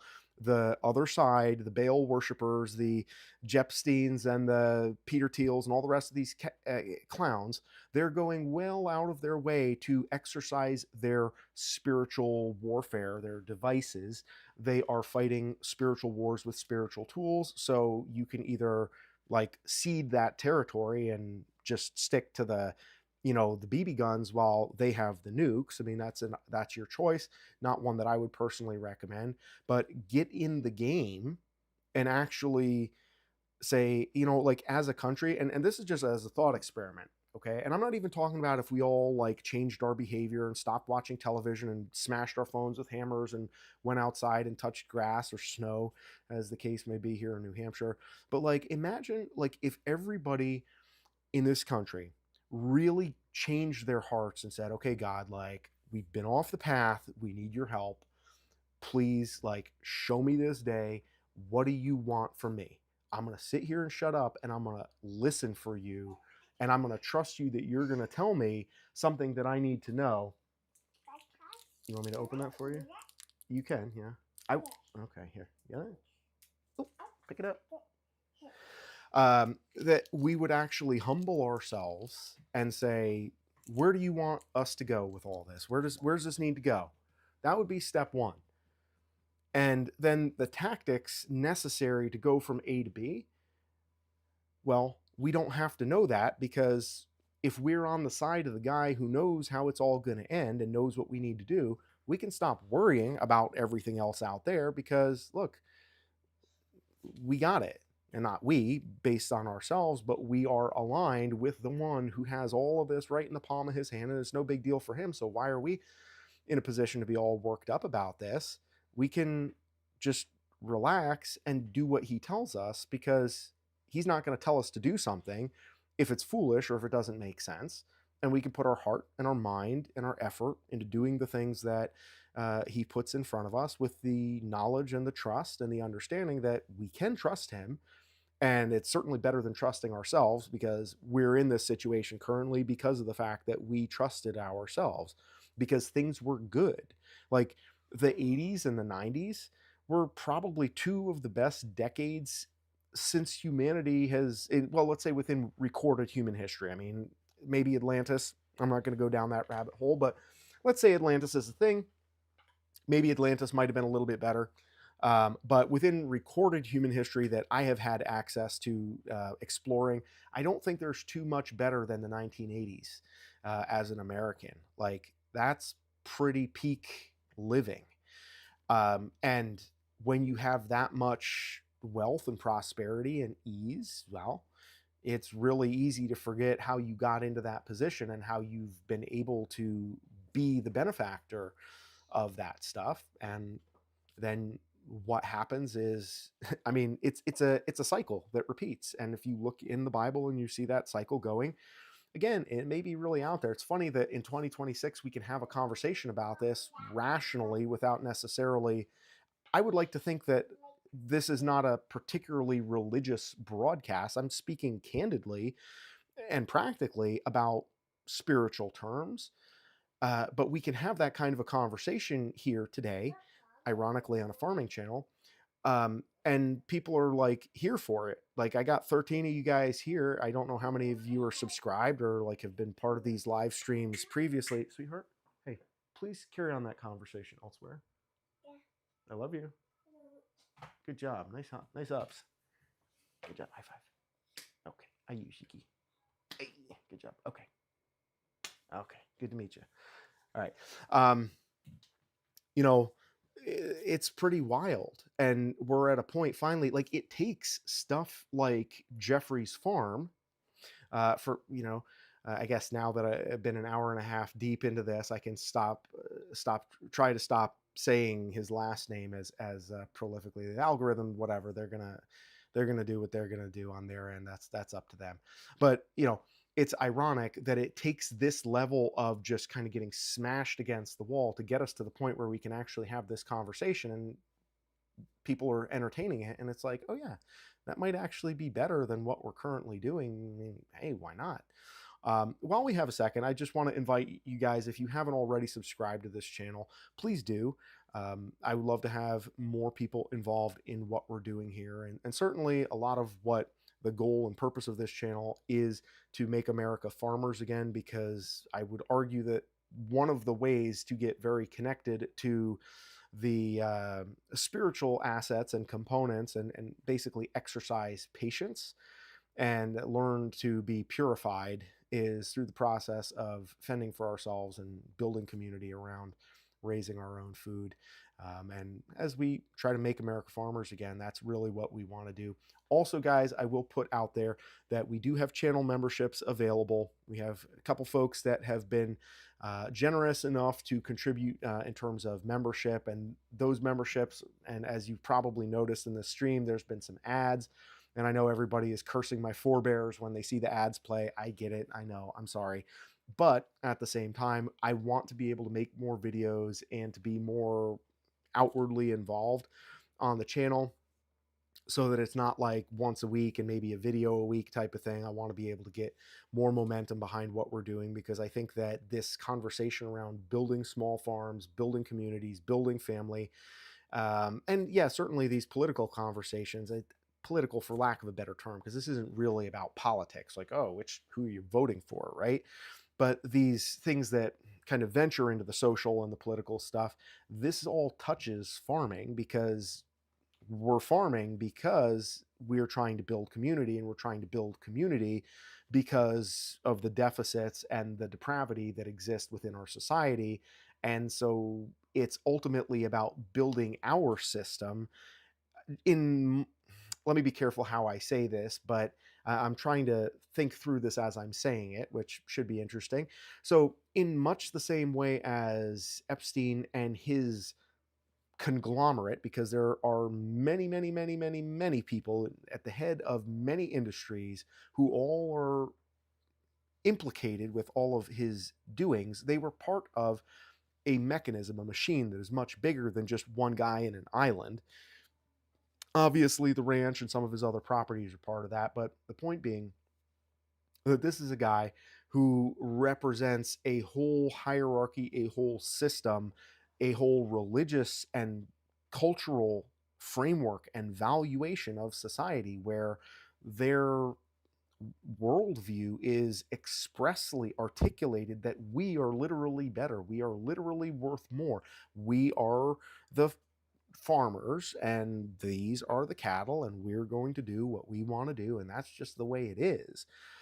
And so the alternative is not, as I see it, is not trying to attack or destroy or fight that system, but rather to withdraw and build our own and just say no. Just say no. No. We're going to build our own. And again, it's more than just subscribing to my YouTube channel that's going to get us there, certainly, but I would like to be a drop in the bucket. I would like to be a voice in the proverbial wilderness, encouraging and reminding us to stay focused and to stay together and to stay motivated on something positive, because what there is, and I don't mean false positivity like, oh, everything is good, like the warm fuzzy nonsense. Like, it's dark out there and it's filthy and it's going to get darker and it's going to get filthier. That's what's coming. You don't have to be a brain surgeon to see that. But at the same time, if we have a sense of purpose, duty, and honor in what we're doing, we can be productive in what it is that we are called to do.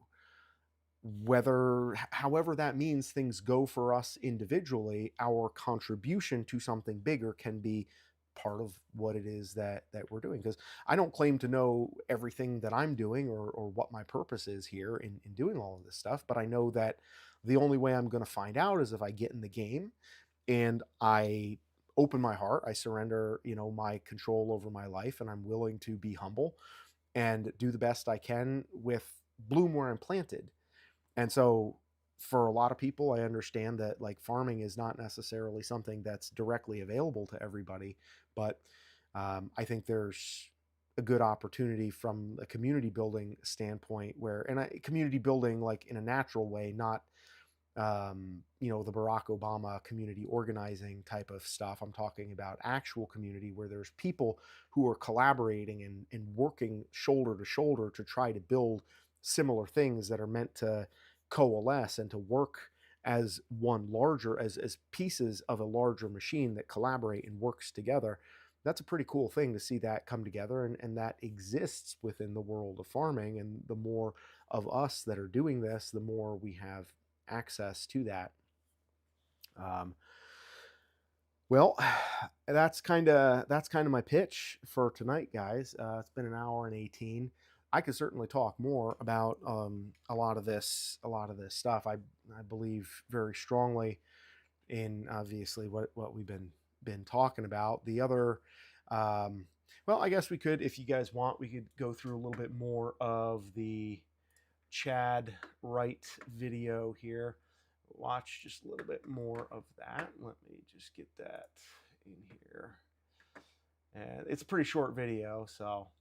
And your reactions, all right? You've completely lost the ability to think for yourself. You've lost the ability to talk to people from other tribes because you think, well, if you talk to someone from a different tribe, the people in your tribe are going to get mad at you about it. And surely there's nothing that you could learn from the person in the other tribe. So what would happen if we abandon all these tribal attachments, if we abandon all these labels, conservative, liberal, Trump, Republican, MAGA, this all stems from the propaganda that, these evil people who are against us, who have to be against us to achieve their agendas. What would happen if we abandoned all those labels and we said, you know what, we're American citizens, man. And if we're going to continue to have this way of life here in this country, we are going to have to abandon these labels, and we're going to have to talk to each other, and we're going to have to stand unified against the clear and present enemy that is against us, and we are just going to have to, as a majority, say no to some things.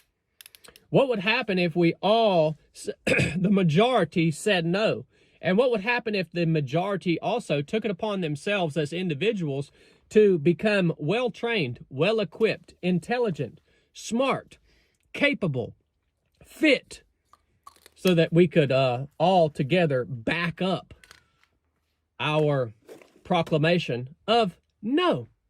No, you're not actually going to feed this propaganda to us. No, we're not actually going to believe your lies. No, you're not actually going to take half of the money that we make every year. No, we're not actually going to allow these things to happen that are destroying the fabric of this nation.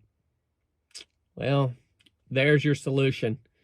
Unfortunately, we as a civilized society, I think, have fell from the zenith of our intelligence, and we are being conquered by one of the oldest tactics that has been leveraged in warfare in known human history. Okay.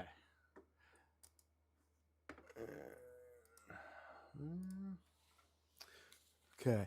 Yeah, I think one of the key things that I want to just highlight out of that last little bit there is the fact that we have to be preparing ourselves to take a stand. And it's not like when I'm saying this, I don't mean take a stand like, the last stand at the, gunfight at the OK Corral type of stand up and take a stand. I mean, standing up and strengthening ourselves, because it's only like it takes a lot of strength to do that, to take a stand, to take a position, to be who we are, or who we want to be, who we need to be, in order to say no, in order to just disengage from the system that seeks to use us as cattle. Disengaging requires us to then be able to stand on our own 2 feet.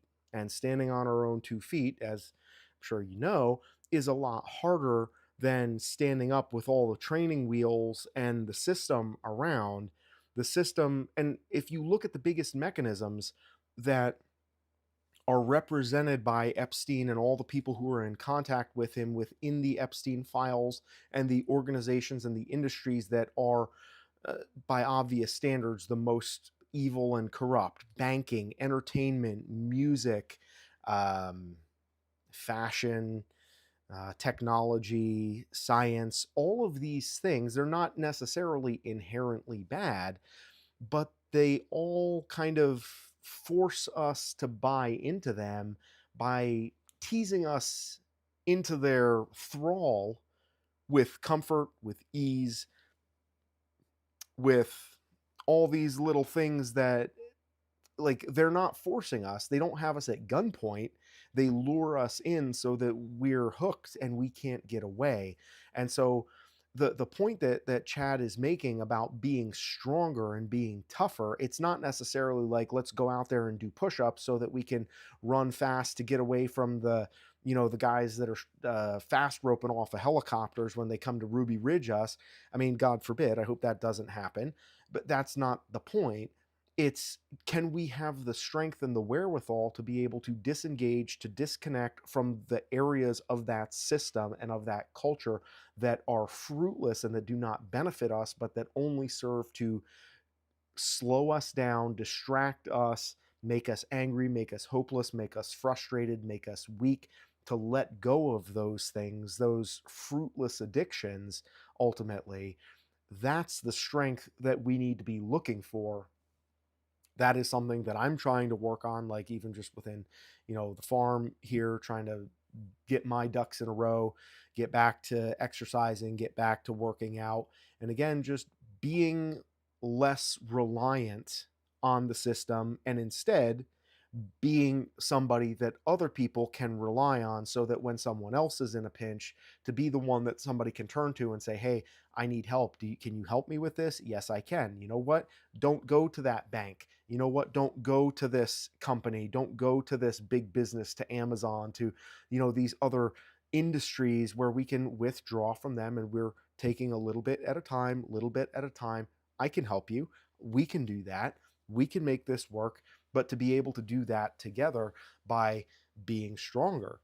And it's kind of like flying in the plane, right? When that mask drops down, you got to put that mask on yourself first, so that you can have the reserve and the strength necessary to be able to give that to other people around you, to be able to help them. You help yourself first, and then help others with the overage that you have from helping yourself.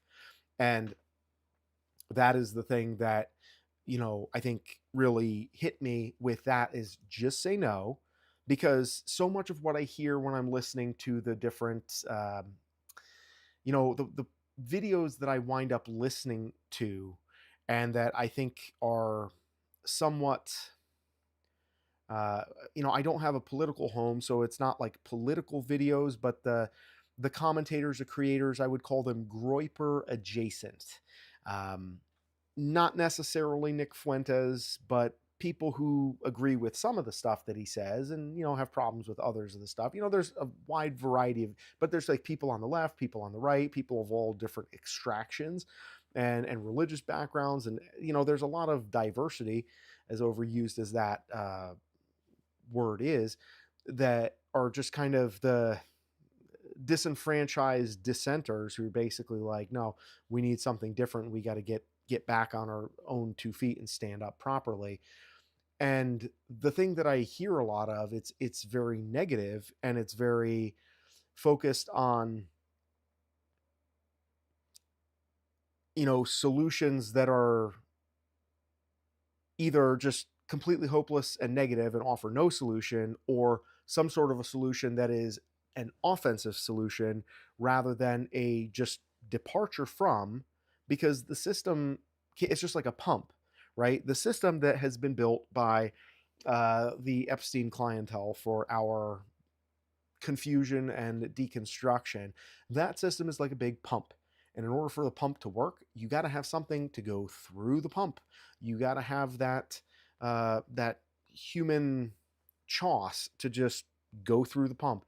And if people withdraw, the pump can't work, the wheels can't turn, the mechanism doesn't do what it was set out to do, and the system can begin to fail as it needs to, in order for, rebirth and new, good, better options to come to light.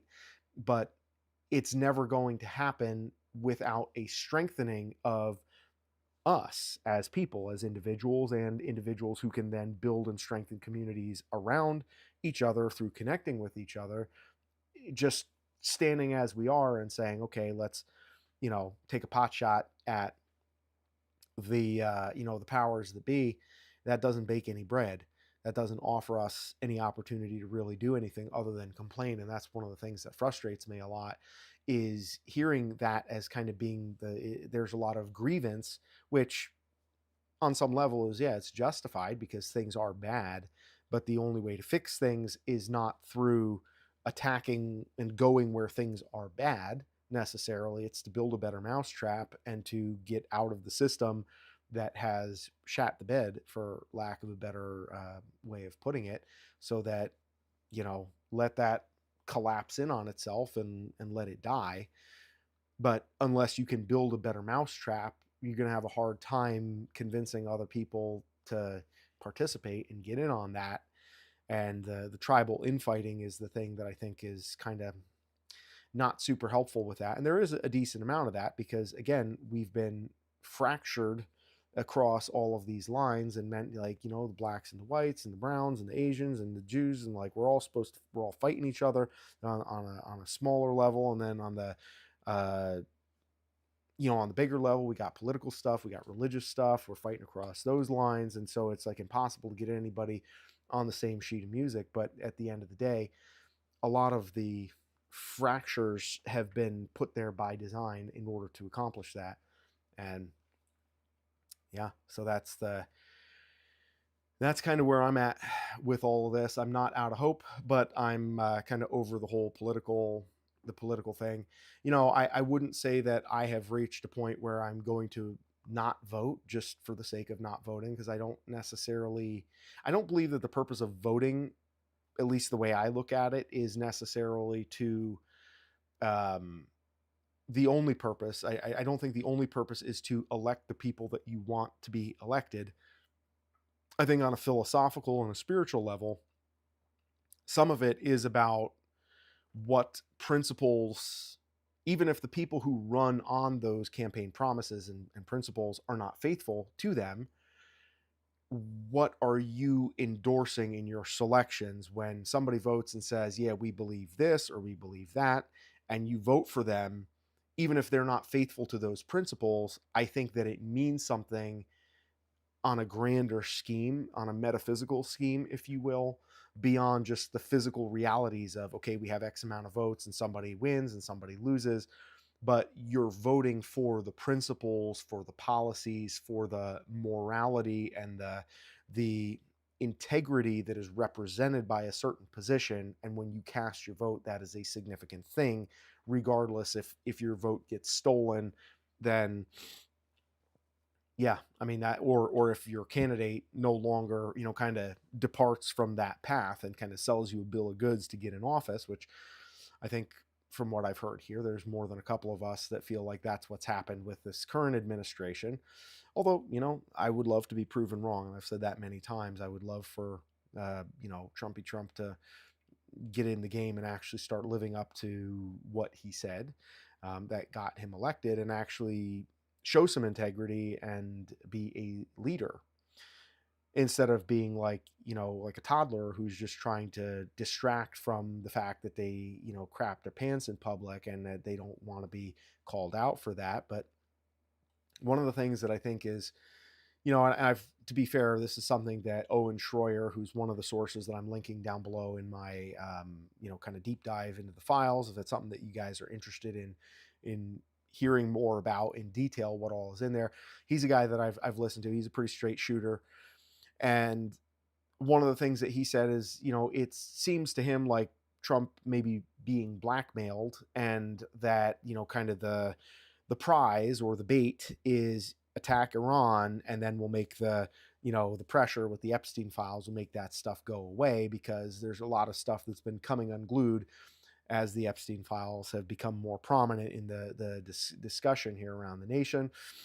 And I'd have to say that, honestly, if for anybody, if that's something that you're involved with or you have some knowledge of, like, be a leader. And like, because blackmail is not a thing that is permanent. Like, you can't ever really have blackmail. You only have the threat of the exposure, and once it's exposed, then it's gone. And so on some level, if there's stuff there, like, the best defense is, or offense and defense, the best approach is sunlight. Sunlight's the best disinfectant, I guess, is the saying that I was trying to call to mind there. um, Sunlight is the best disinfectant. Open the door, air everything out. And my cats are going bananas over here, as she does sometimes. Get everything out so that you don't have to be behind the eight ball, and show a little bit of integrity and lead the country. Because at this point, if you were able to get behind cleaning up the mess that has been made, and from that sort of standpoint, if we were going to try to save the system instead of abandoning and building a parallel system or another system and letting the existing system continue on its own course towards collapse, which I would argue is what's happening. If we were going to try to save that system, then this is going to be a public execution thing, like, and lots of them, not a couple, like a lot. There's a lot. I mean, it's just there's a lot. We need to send some really, really clear messages that are not going to be misunderstood for a really long time, and that's going to have to force some you know changing of the sensibilities of what's going on within our society, because I think there's a lot of people that aren't ready for that. But at the same time, this is the world that we're living in. This is the system that is governing us. We've been living in like Plato's allegory of the cave, where people are facing the wall and they interact with the shadows and they think that the shadows on the cave wall are real, but the real reality are the people behind them that are creating the shadows, and we can't see those because we're facing away from it. And ultimately it's going to be a hard, like it's a steep decline when you turn and face reality, but on the other side of that is the ability and the opportunity to then really be able to rebound towards something that's better and something that is real and that is not a pretense.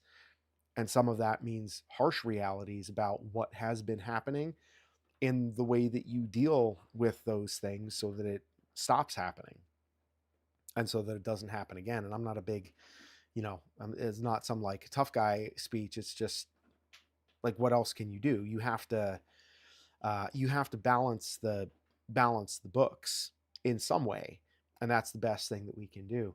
That's the closest we can get to. That's closest we can get to balancing things.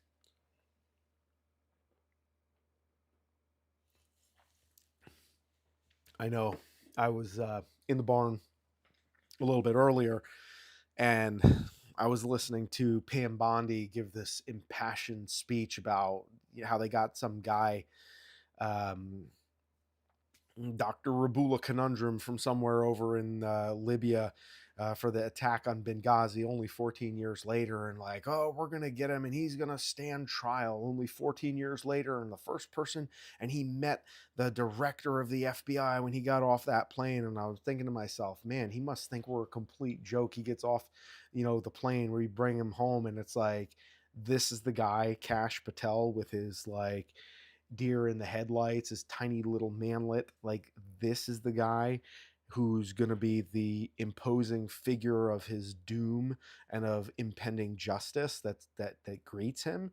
These people are going to think like we're a laughing stock. um and it's the insult, right? Yeah, I got to complain for a second, just give me a minute. um it's like adding insult to injury, because we have files of stuff that's been going on since 1998 that Democrats and Republicans both looked the other way, presided over, participated in, facilitated, um, understood very clearly, and acted with respect to, and gave more deference to. This is the big thing. It's like they don't mind disappointing us.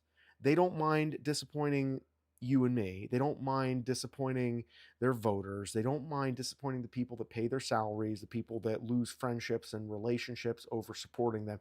They don't mind disappointing us. They'll turn around and say, you guys are a bunch of quacks, you're clowns, I don't need your support.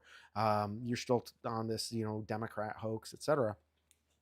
But they won't turn that same level of negligence towards their betters, their sponsors, the ones who own them, their donors, the ones who are the ranchers for whom we are down in the slop as cattle. They won't ever make that mistake with them, but they will with us. They have no problem doing that. And so Pam Bondi talking about how like, oh yeah, we're going to come and get you, even if it takes us 14 years. Meanwhile, like 30 years later, we have American children just being poached and siphoned off of. I mean, like the Disney cruise lines were stopping at Little St. James Island at one point. Like, really? Like that's what we're doing here. It's not just some like fringe thing. This is much more public, much more open, and we just are unaware, blissfully or not so blissfully, but people are just kind of unaware. But it's everywhere, and it's all of them. It's all the companies. It's all these big muckety mucks, and it's not that's it's not a bug. It's a feature. It's a feature. Everything and everyone, all the talking heads on the right, at least that I've heard approaching this, it's like, oh well, Epstein and this whole thing, it's this big.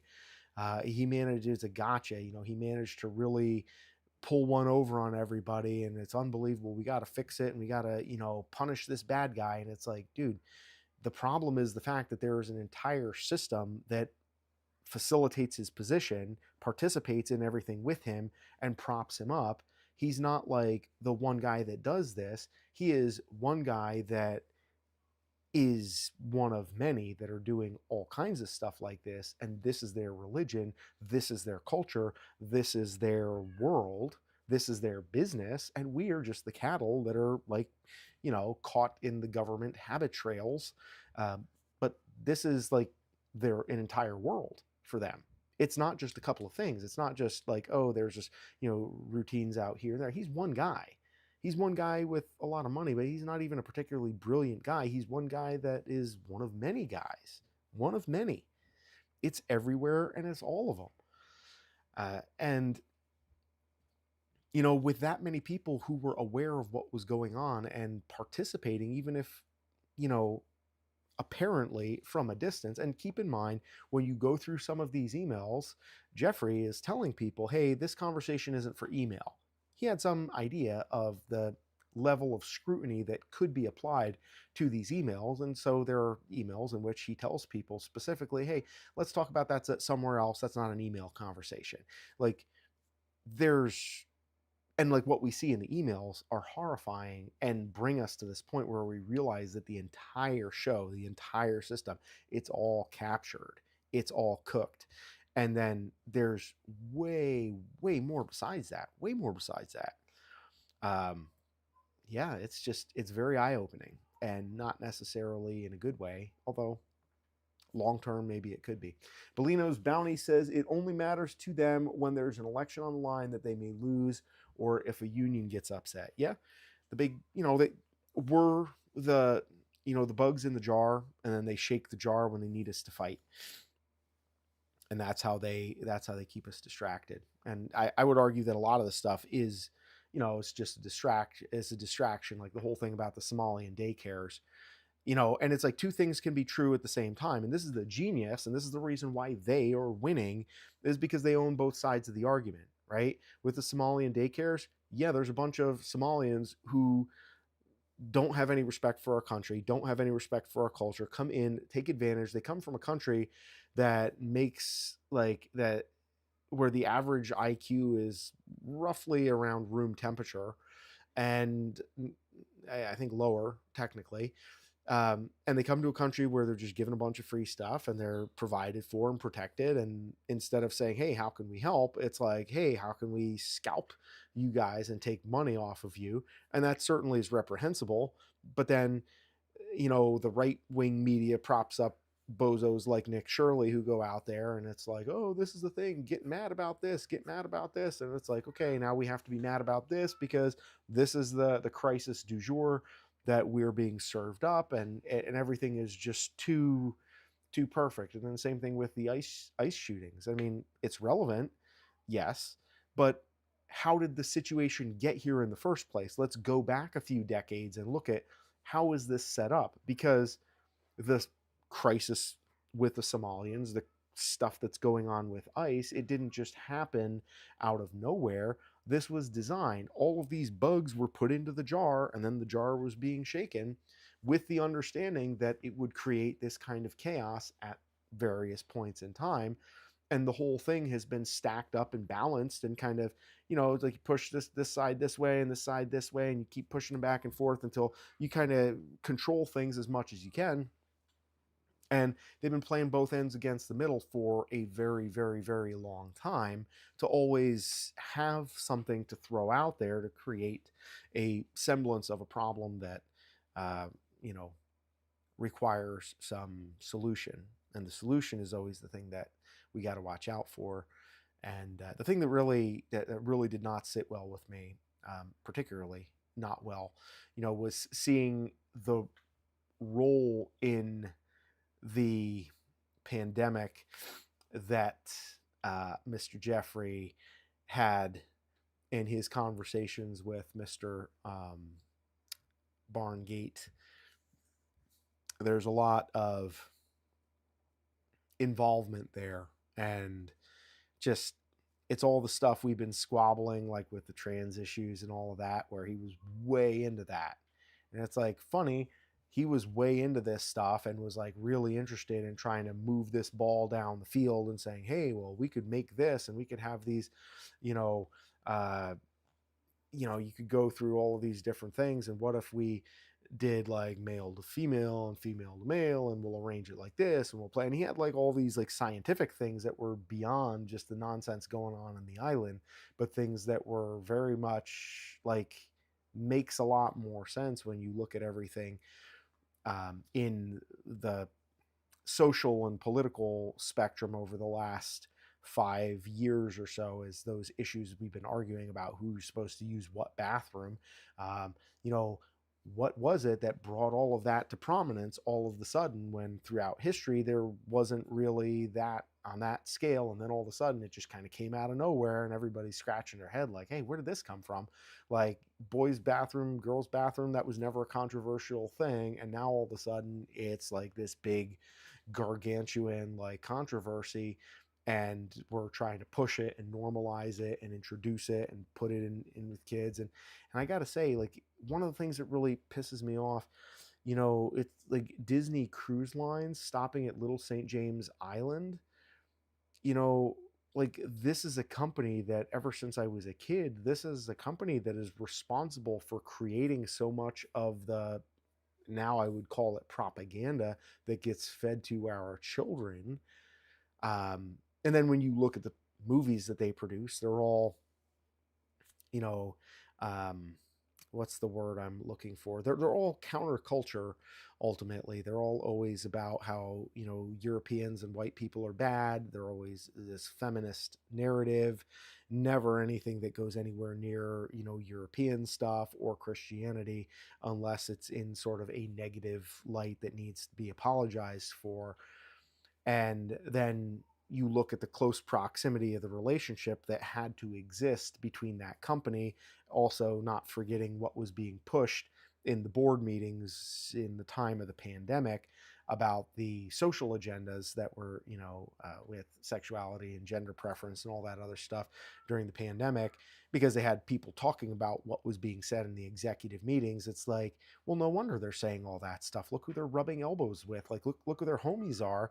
Obviously, this is stuff that to them, this is not like anything wild or crazy. This is just like, yeah, we're out there passing out leaflets on the street to be like, hey, come to church. Yeah, this is how we tell people, hey, come to church. We want to, share our religion, our faith with you. This is the thing that we believe in. And it's like, that's their version of doing that, is like, hey, cut off your kids such and such. And that's totally cool. It's normal. Like, they've been, we don't want them to live a closeted life. And, would you rather have a dead son or a living daughter? Yeah, here's the pamphlet. We're going to just give you and move on with your life. And it's like, they have their whole thing built. It's not just a couple of freaks. It's a whole thing. It's a whole thing. It's a whole thing. Um, yeah. So, anyways, I've gone on a little bit here. NM Grode says soy. Yes, correct. Soy is part of that. Ironically, soy is one of the main feeds that our pigs get. But the pigs, well, I don't know. Yeah, the pigs do pretty well with with the soy, all things considered. Fear Not Farm says hello to you too. I love the name of your farm. That's badass. And Bolino's Bounty says ESG was a mistake for companies, but it's crazy how social groups can make up new standards to slander anyone they want. Yeah, it's all done with labels. And I would say one of the good things that's come about from this debacle is that, like, when you hear, like, there's one email, I apologize because I forget all the context of all the different emails. But there's one email where Jeffrey is talking to, or emailing somebody, and he says, the idea that all lives have purpose and value is like the absolute worst version of Christianity. And this is coming from a guy who doesn't like Christianity a whole lot. But the worst iteration of Christianity is the idea that all lives have value.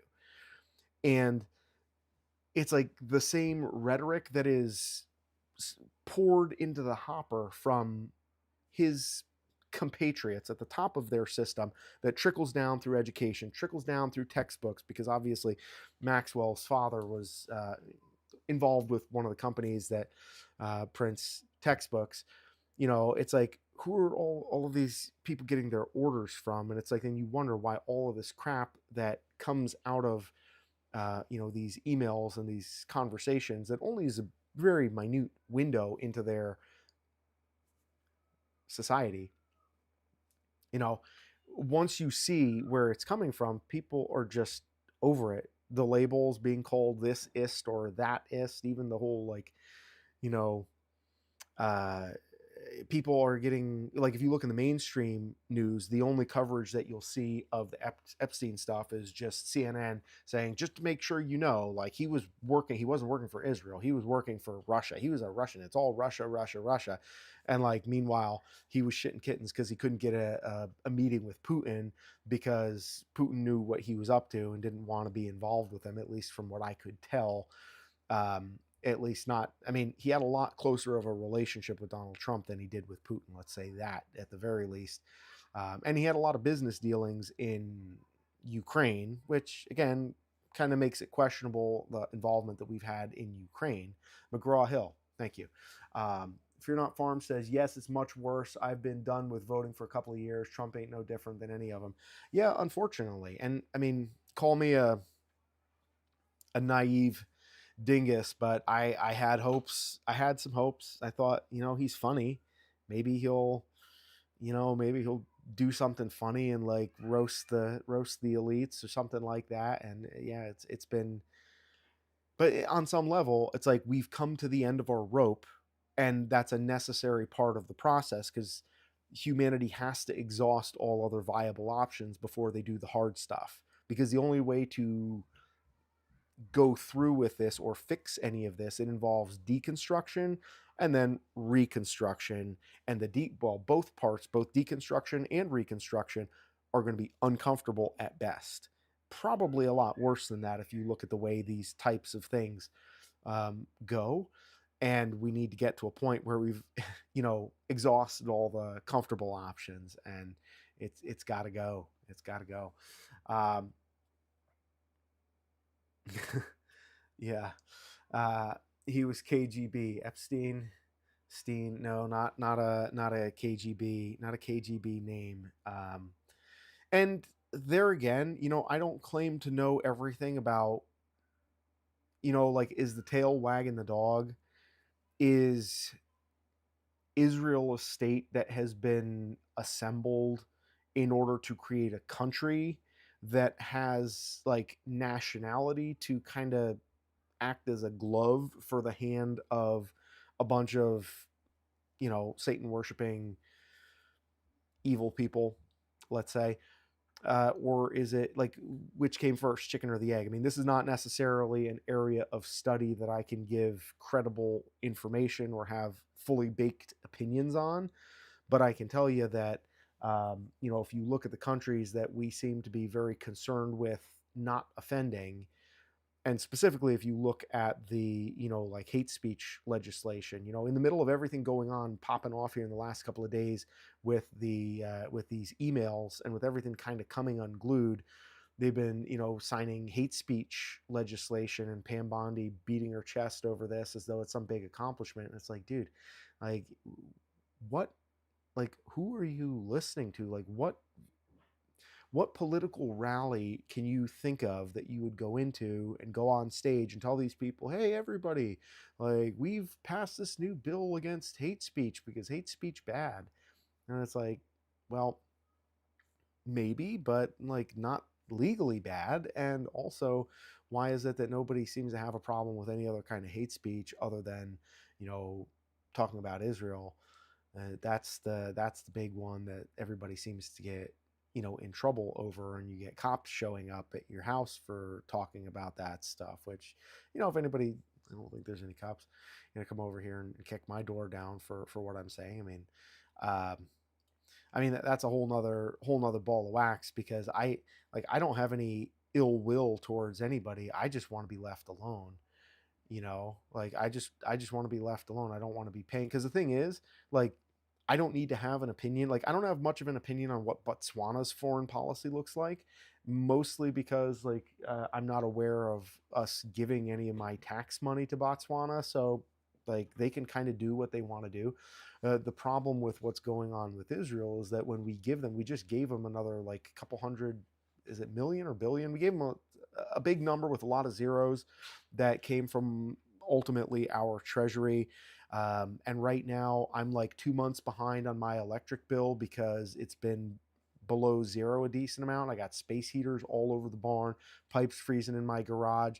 And it's like, look, I'm nobody special, but it'd be nice if I could just keep a little bit of the money that I have to get up and go to work and that I have to sell my hogs to make. It would be nice if I could keep some of that money because I got, stuff going on here. I'd like to be able to pay for my electricity, which is getting more and more expensive as power becomes more and more scarce because more and more power is getting devoted to data mining and all of the AI crap, which, for what I conceivably can use AI for in a positive fashion that doesn't amount to some sort of like downfall of humanity in very short order, it's not worth it. But yeah, I mean, I'm not one to complain. I would just like to be able to, not have my money going off to other countries, and specifically countries that have us by the short and curlies where we can't say what we think about things without being given some kind of stupid label. But the labels are just, the labels aren't sticking anymore. The adhesive is really poor quality. And M. Grode says Israel was not a thing until 1947. Right. And of course, that whole declaration and kind of how the state was founded and kind of the beginnings of that.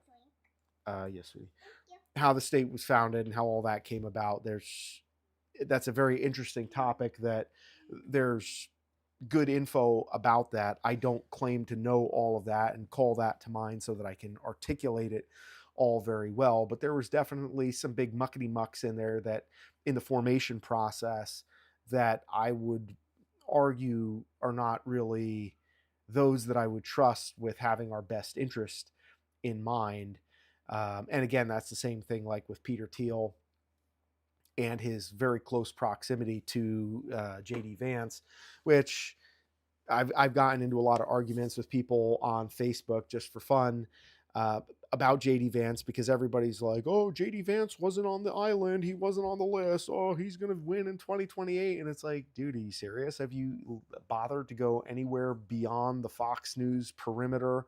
Have you gone outside the wire a little bit and ventured into some of the stuff that's in the emails where Peter Thiel is talking funding and tech and like comparing dirty visions of the future with Jeffrey, and they're going back and forth on this stuff. Like, that's a guy that you want to elect into office and give control of everything, who's like the you know Frankenstein nephew of the guy who wants to build a surveillance state over out of our country where we're just going to be the cogs in that machine. Like, dude, give me a break. There's no there's no reasoning these people, and that's the thing. Like, I think it gets me more irritated when people who I align with more politically, because politically speaking, I've never been a Democrat voter. I would can't imagine too many scenarios in which I would be a Democrat voter. Although now I'm kind of the same way with Republicans. Like, you want a Republican? Like, there's only one person that I would, maybe two, maybe three. Ron Paul. I'd vote for Ron, I think. I would vote for Rand Paul, I think, and Thomas Massey. And again, I don't love all of their stances on every single issue, but I think they're straight shooters. And so based on that, I would, but anything beyond that, it's just like the people who I feel like should be rational enough to, like, they came to a similar conclusion when we were voting in 2024, but they didn't come to that same conclusion that I did in voting for Trump. They didn't come to that conclusion based on a rational mindset. They came there by accident because they're cultists.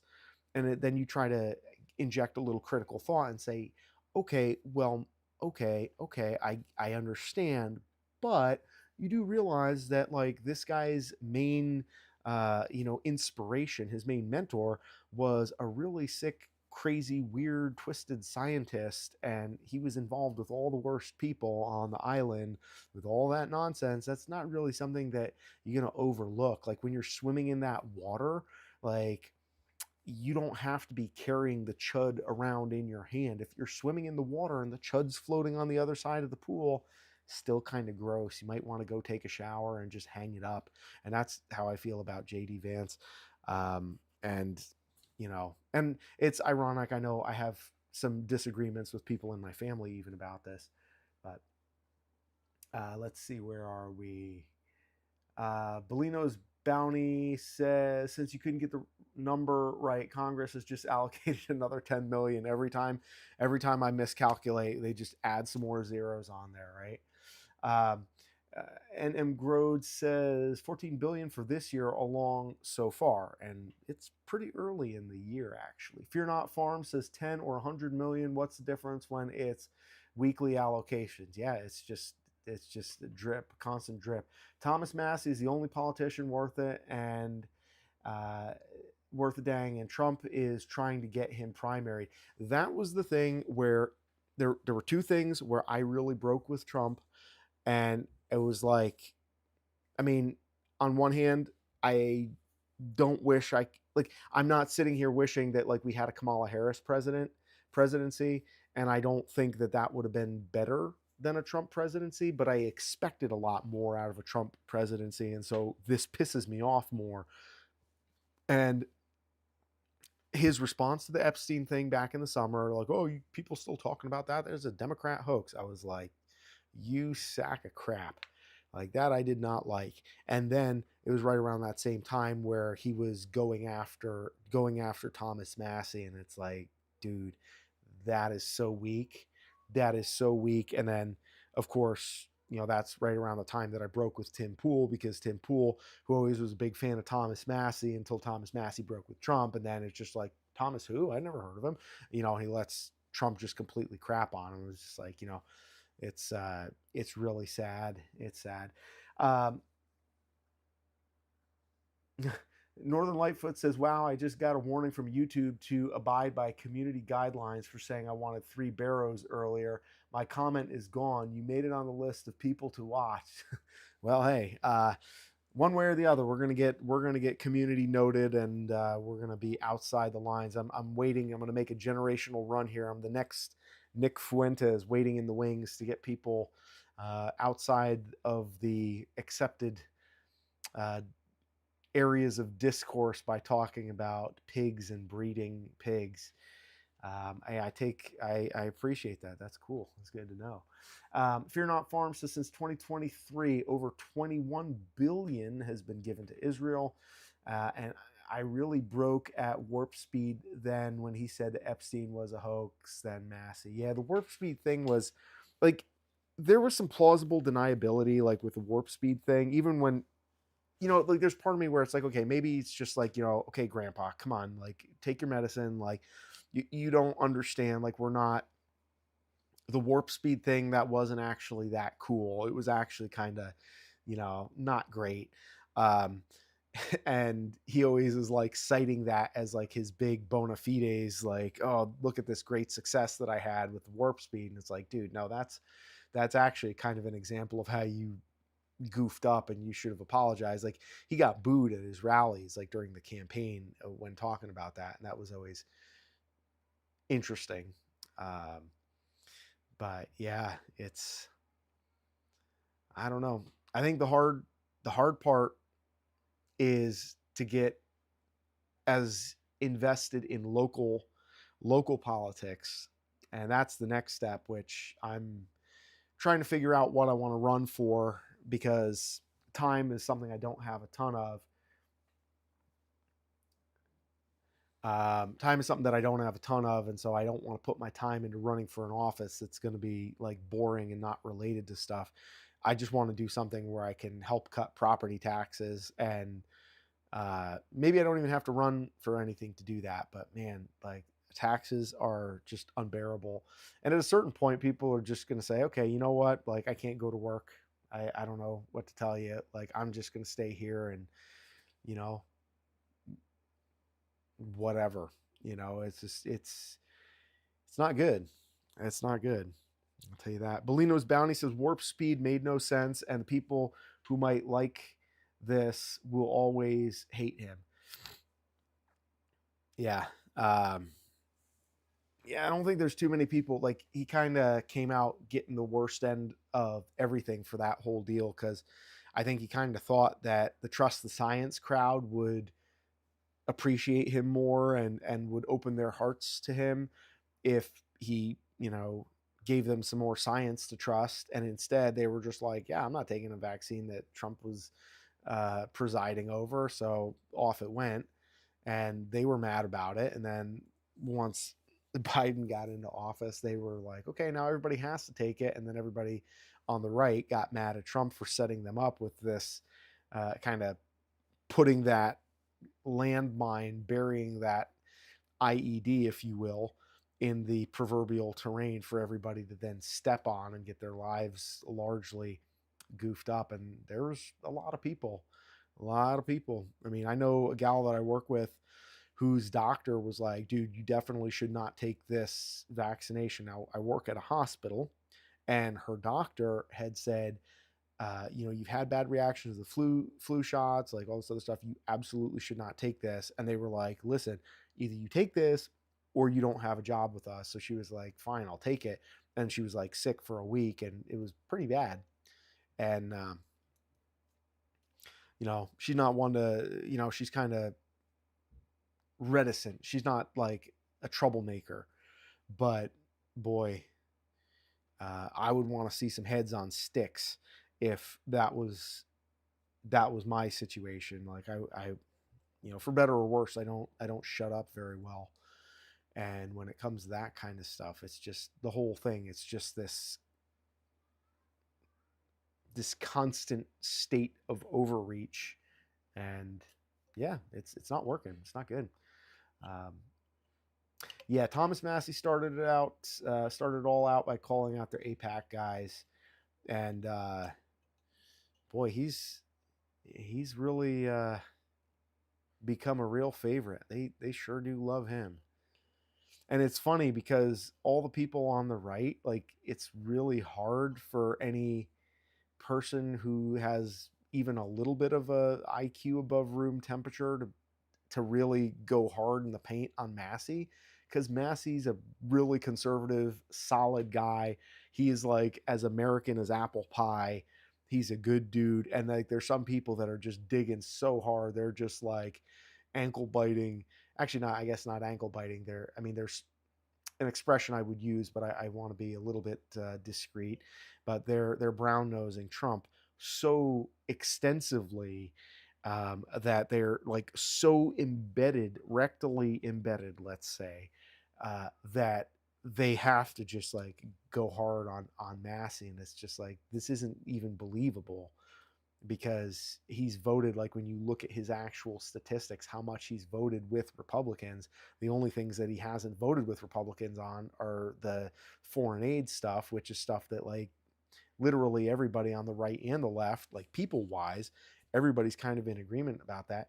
And I don't know that Thomas Massey wants to do this, but I think it would be interesting, because a guy like Thomas Massey, who's not a complete lefty loony, who can speak to the people and is not a not speak down to the people, but actually talk to the people like a real guy, and somebody who actually has a track record of saying, hey, let's not give our money away to other countries, because like the left is pretty engaged around the foreign policy conversation, and specifically Israel. Now, I don't think Thomas Massey would be like, yeah, free Palestine and let's give that money instead to the Palestinians. Like, there's like, no, that's like that's going the opposite direction. We don't need to go swing the pendulum back that way either. We're going to let these, Middle Eastern countries stay in the Middle East and keep their Middle Eastern ways and their peoples who want to be Middle Eastern out in the Middle East, and God bless, have a nice day. We're going to keep our dollars over here, and we're going to kind of just let everybody do their own thing. But I think that he might be able to potentially talk to people and he's one of the few people that people will believe. Because one of the big scarcities right now is just credibility. And I talk to my patients about this a lot, and I see this a lot. Like, I work when I'm not on the farm here shoveling pig crap. I work as a diabetes educator in the hospital. And in the hospital, talking about diabetes, like, I get into the weeds with patients a little more because I'm spending an hour or two with them, maybe in different days across a few days, but I'm spending a lot of time with them. I'm talking to them about their life, about, some of the emotional stuff that's going on with them, like how they're managing their condition, what other factors are going on socially, like, are you living with your son or your daughter, your granddaughter, your husband died, like, what do you have going on? You're kind of getting a bigger picture. And one of the things that I see all the time is you go into a conversation and there's a handful of people like the boomer era folks where they're very much like, oh yeah, I just take my pills and my shots and I just do whatever they tell me. And then, insulin shots, that is. And then the others, and this is a lot of people where they have a big wall up. And when they come in, they're just like, you want to sell me stuff? It's very cynical, very cold, and I always address it right out of the gate. I had a patient a couple weeks ago who was, I mean, his living situation. He was 50 something years old, kind of middle aged, and had some encephalopathy from doing too many drugs at one point, and his ability to move and kind of live a normal life was very compromised, and he didn't really have much family, and his friends were, to borrow a philosophical term, were shitbirds. Just, I mean, real difficult situation. And pretty much like, I came in there and he gave it to me right between the eyes about, you just want to sell me stuff. You just want to make me worse because that's all the medical system does. And I realized that, ever since the pandemic, and medicine is where it started, because the number one most trusted profession across many, many surveys, many, many times, was nurses, and then doctors, but nurses especially. Everybody trusted nurses. Everybody trusted nurses. Like, you could always, and then, look at what happened in 2020 with St. George in Minneapolis, wasn't it? There was cops. Well, there goes cops. They're not trustworthy anymore. They don't have any credibility. And then, you have the pandemic, and then you have nurses and doctors that used to be trusted. Now nobody can trust them. I mean, the media already kind of had lost their own credibility. That was their own fault. Dumbass cat. Excuse me one moment. Rat bastard. Damn it, kitty. Come on.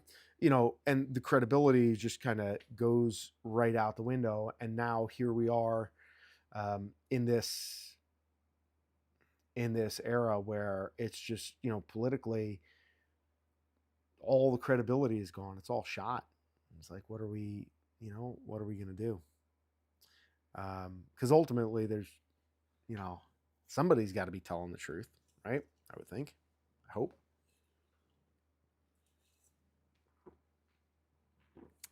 Well, folks, we're about 2 hours deep. This has been a good stream. I enjoyed this. I would like to do more streams like this. I think I have probably started to scratch the surface a little bit on some of the stuff relating to these types of issues. Subscribe to the channel if you haven't done so. Make sure you like this stream as well. I probably should have said some of that stuff earlier, but do that stuff so that we can, help get the word out and continue to grow this channel, grow this community and this movement. We got a snowstorm coming this weekend, as well as more, -10 temps. So it's going to be interesting, although I got some hay delivered, so my animals should stay relatively comfortable. Maybe I'll have some piglets throughout the weekend as well. So I got some mamas that are about ready to pop. So we'll see where that goes. I might be able to get on for another stream either Sunday or Monday evening. We'll give that a go. Got to see what's there, what's available to discuss. And I appreciate you guys sticking around and hanging out with me and having these conversations. I really like streaming actually more than the videos because I enjoy the conversational nature of things. I like being able to have a conversation. And Fear Not Farm says, knowing you're a diabetes doctor, I know now and understand your name. Yeah. Well, The bacon cheeseburger thing is actually, I mean, to be fair, I do more of the um, carnivore keto thing, although I've been really lazy about it, and I've been trying to like restart that because kind of like the video that I was playing earlier for you guys with Chad Wright talking about getting stronger, it's like a lot of my own decline physically has come from just being comfortable and food. It's like, oh, it's right there and it tastes so good. You know what? It's trash, but you know what? Like, I'm not in that bad shape. I'm just gonna have a little, little of this, little of that. I need to go on a sardines and coffee only diet for a couple of weeks and like really get back into some productive suffering and start well, strengthening myself and building some discipline back because I've lost a lot of that. I've gained other things, I've gained some mass. I've been cultivating mass. I need to start harvesting mass. Too much mass. Gotta harvest some mass. But yeah, um, diabetes is. I've been a type 1 diabetic since I was 16 years old, so it's been a big part of my life. It's one of the things that drove me or encouraged me, let's say, to get into farming because I wanted to have access to protein. And I thinking about the inevitable, like since I was a little kid, looking around, I've always felt like the end is near. And to be fair, growing up, I was in a kind of a religious commune where they were pretty uh some pretty they did some some Bible thumping. They were very pretty devout Christianity. And I thank my parents for that. It's a fantastic way to grow up, but it gave me a view into a lot of the stuff that was going on long before there was social media and people talking about this stuff out in the open. It was very much just like something that was very normal to me. And I've always kind of thought that, like, yeah, going somewhere and living in the wilderness, having a farm, subsistence farming, or living on some nature, that would make the most sense because society has been like, a hair's breadth away from collapse for decades. And it's not getting any further from that as we continue on this path. If anything, it's accelerating. So, that kind of brought me into the world of farming because it was like, hey, I want to be doing something that actually has some utility.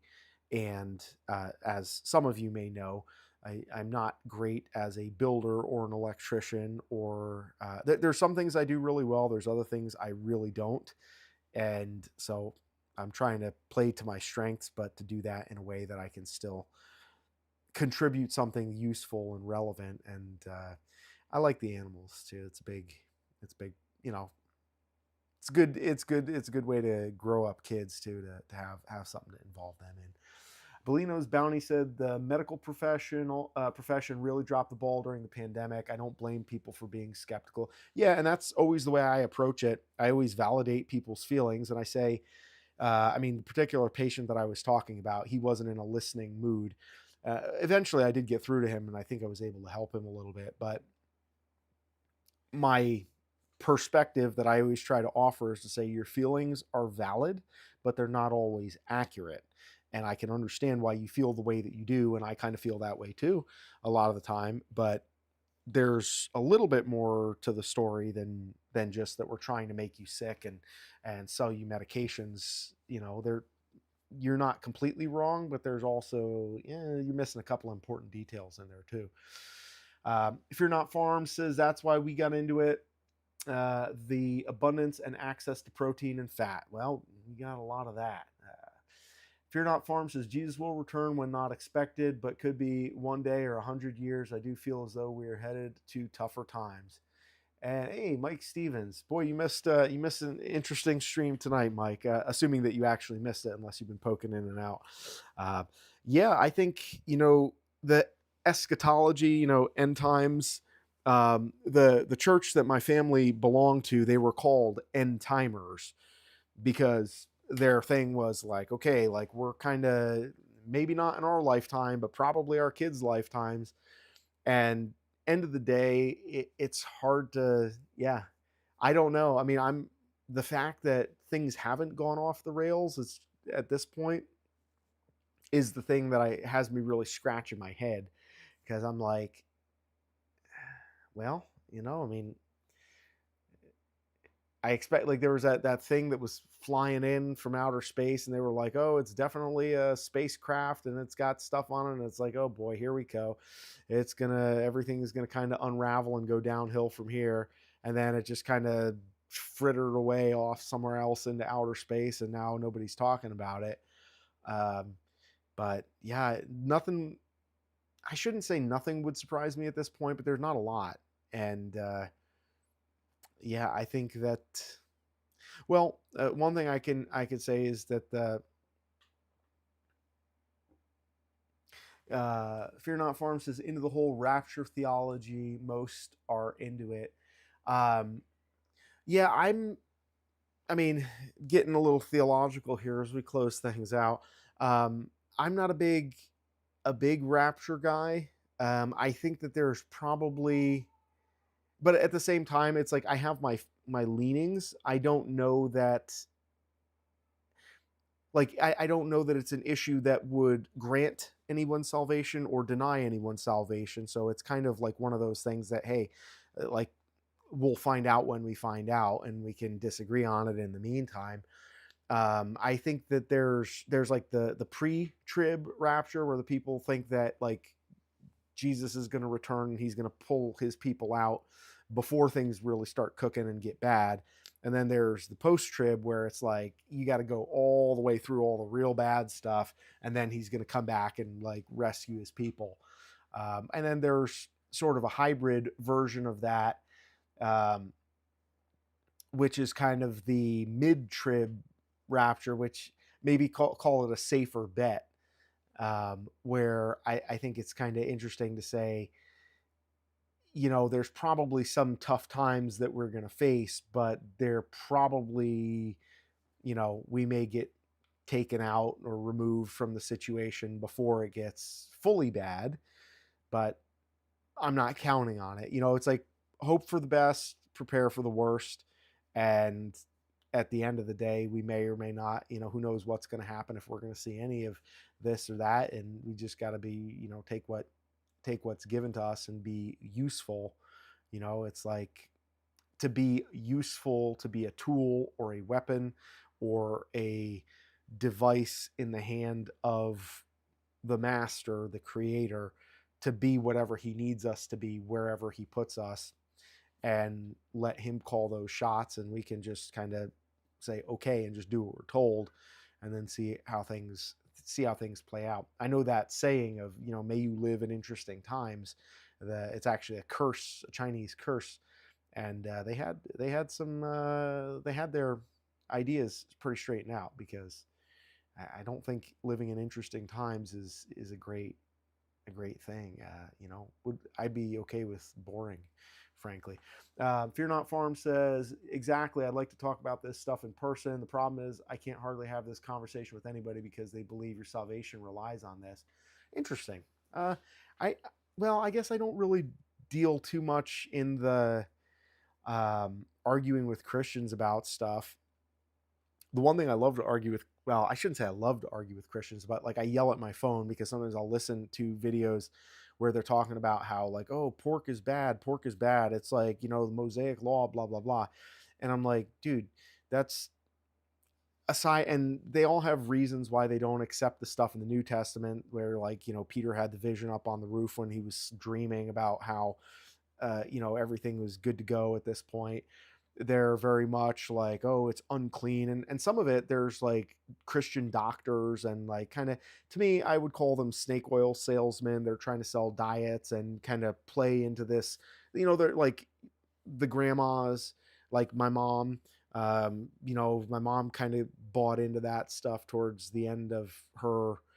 I mean, my mom is still alive, but she's more or less in a vegetative state. She's not functionally alive, I guess I would say.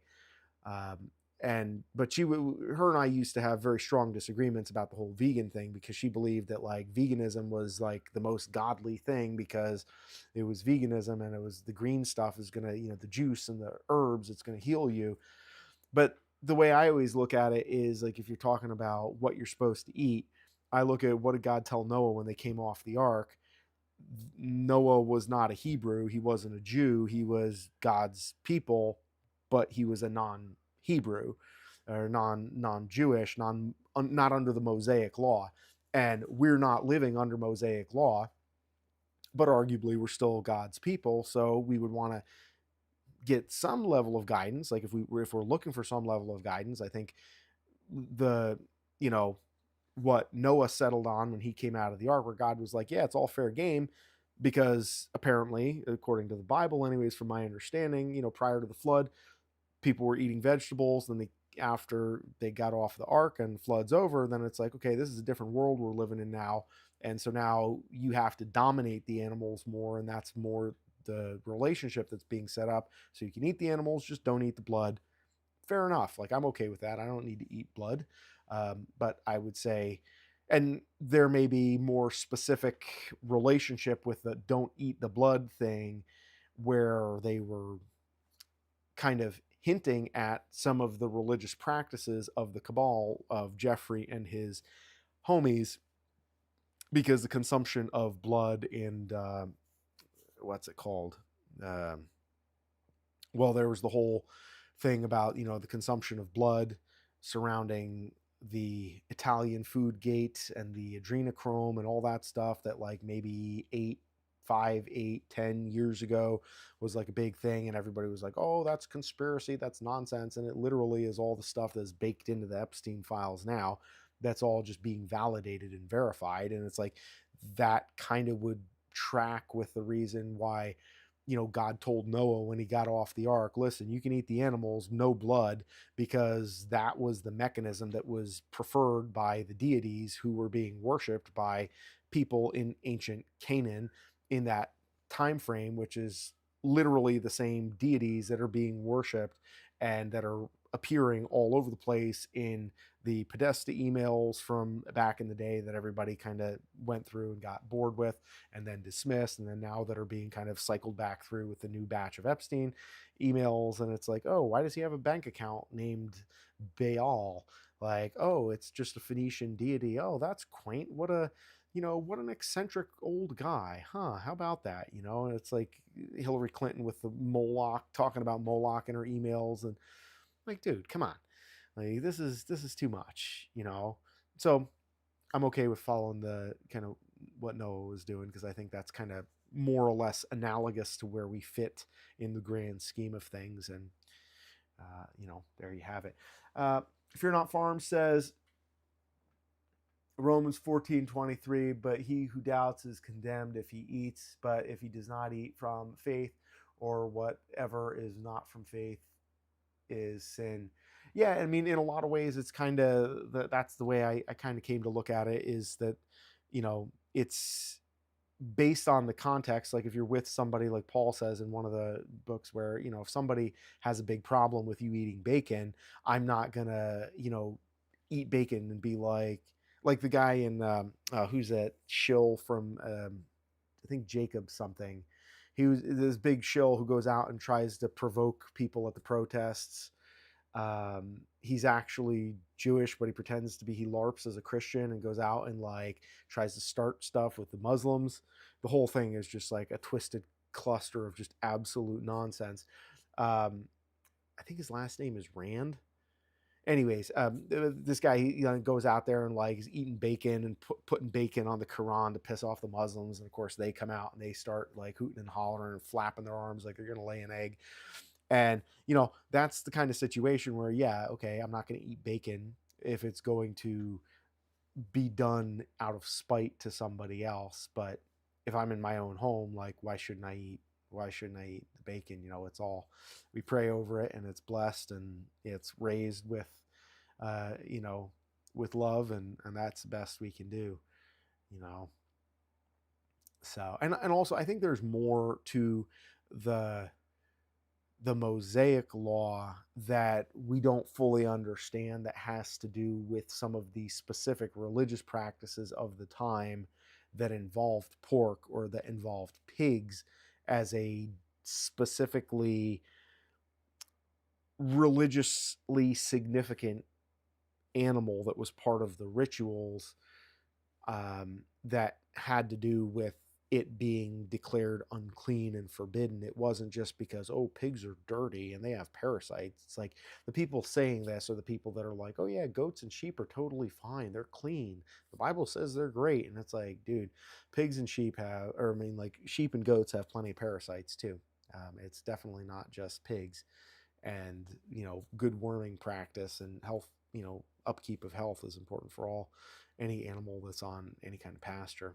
So anyhow, guys, I've really enjoyed this discussion, and I'm going to take a second run at, maybe a third run at, trying to wind the stream down. I appreciate you guys sticking around as long as you have, and bearing with me through a wild roller coaster of topics. I got to preach a little bit and give some religious dispensations here. No dispensationalism, but some dispensations, talking a little bit about the good book and some of the things I believe. And those are some of the things that motivate me to do what I'm doing. So I'd be, interested to hear from you guys what motivates you and what gets you into it. But I think it's a good idea to not get too far away from the things that motivate you to be here and motivate you to do this stuff, because I am not a big fan of biting my tongue and trying to pretend that I'm, agnostic, and I don't really feel too much about this, that, or the other thing, when like I'm choosing to do something that's difficult and that is a labor of love. So where does that love and that willingness to suffer come from? What is the genesis of all of that? Well, that's kind of the point, is to be able to say, hey, here's why we're doing what we're doing. Here's why we believe what we believe. And here's how we are living out that vision on a day-to-day basis as best we can, because then we're planting seeds, not physical ones that fall into the ground and die, but in the lives of others in our community and around the world that come in contact with us, so that we can actually, you know, make the world a better place, and to advocate on behalf of our convictions. Fear not Farm says, we're the seed of Abraham by faith, not by law. Appreciate the fellowship. Amen. It was good having you here, and I appreciate everybody checking in and watching this. Guys, if you haven't already, subscribe to the channel. Memberships are available. You can support what we're doing just for a little bit every month, to help us keep doing this. In the meantime, like the stream, share some of the videos. Keep coming back, because I enjoy having you guys around and doing these streams with you all. It makes my day, and I really appreciate it. So on that note, I am going to close things out here. I'll post up over the next couple of days. We'll figure it out. Hopefully we can get another stream in here before the weekend concludes, if time and my wife's patience will allow, because she does a lot of the heavy lifting with the littles when I get in here and start flapping my gums. So I appreciate all you guys being here, and I hope you all stay warm and have a wonderful weekend. And thank you much for your time. Leave comments. I'll give you all a holler, and we'll catch up with you pretty soon. Bellino says, I'm down for another stream if it's feasible. All right. Well, I appreciate it. You guys are like the Cal Ripkins of my live stream, because like no matter where I am or what's going on, if I have a live stream, I got Bellino in there, and so I appreciate that. Good night, and Grode. Good chatting with you a little bit tonight. Good to hear from you, and yeah, we'll see you guys on the next one. All right. I promise I'm gonna stop now. I'm actually gonna stop. Not be able to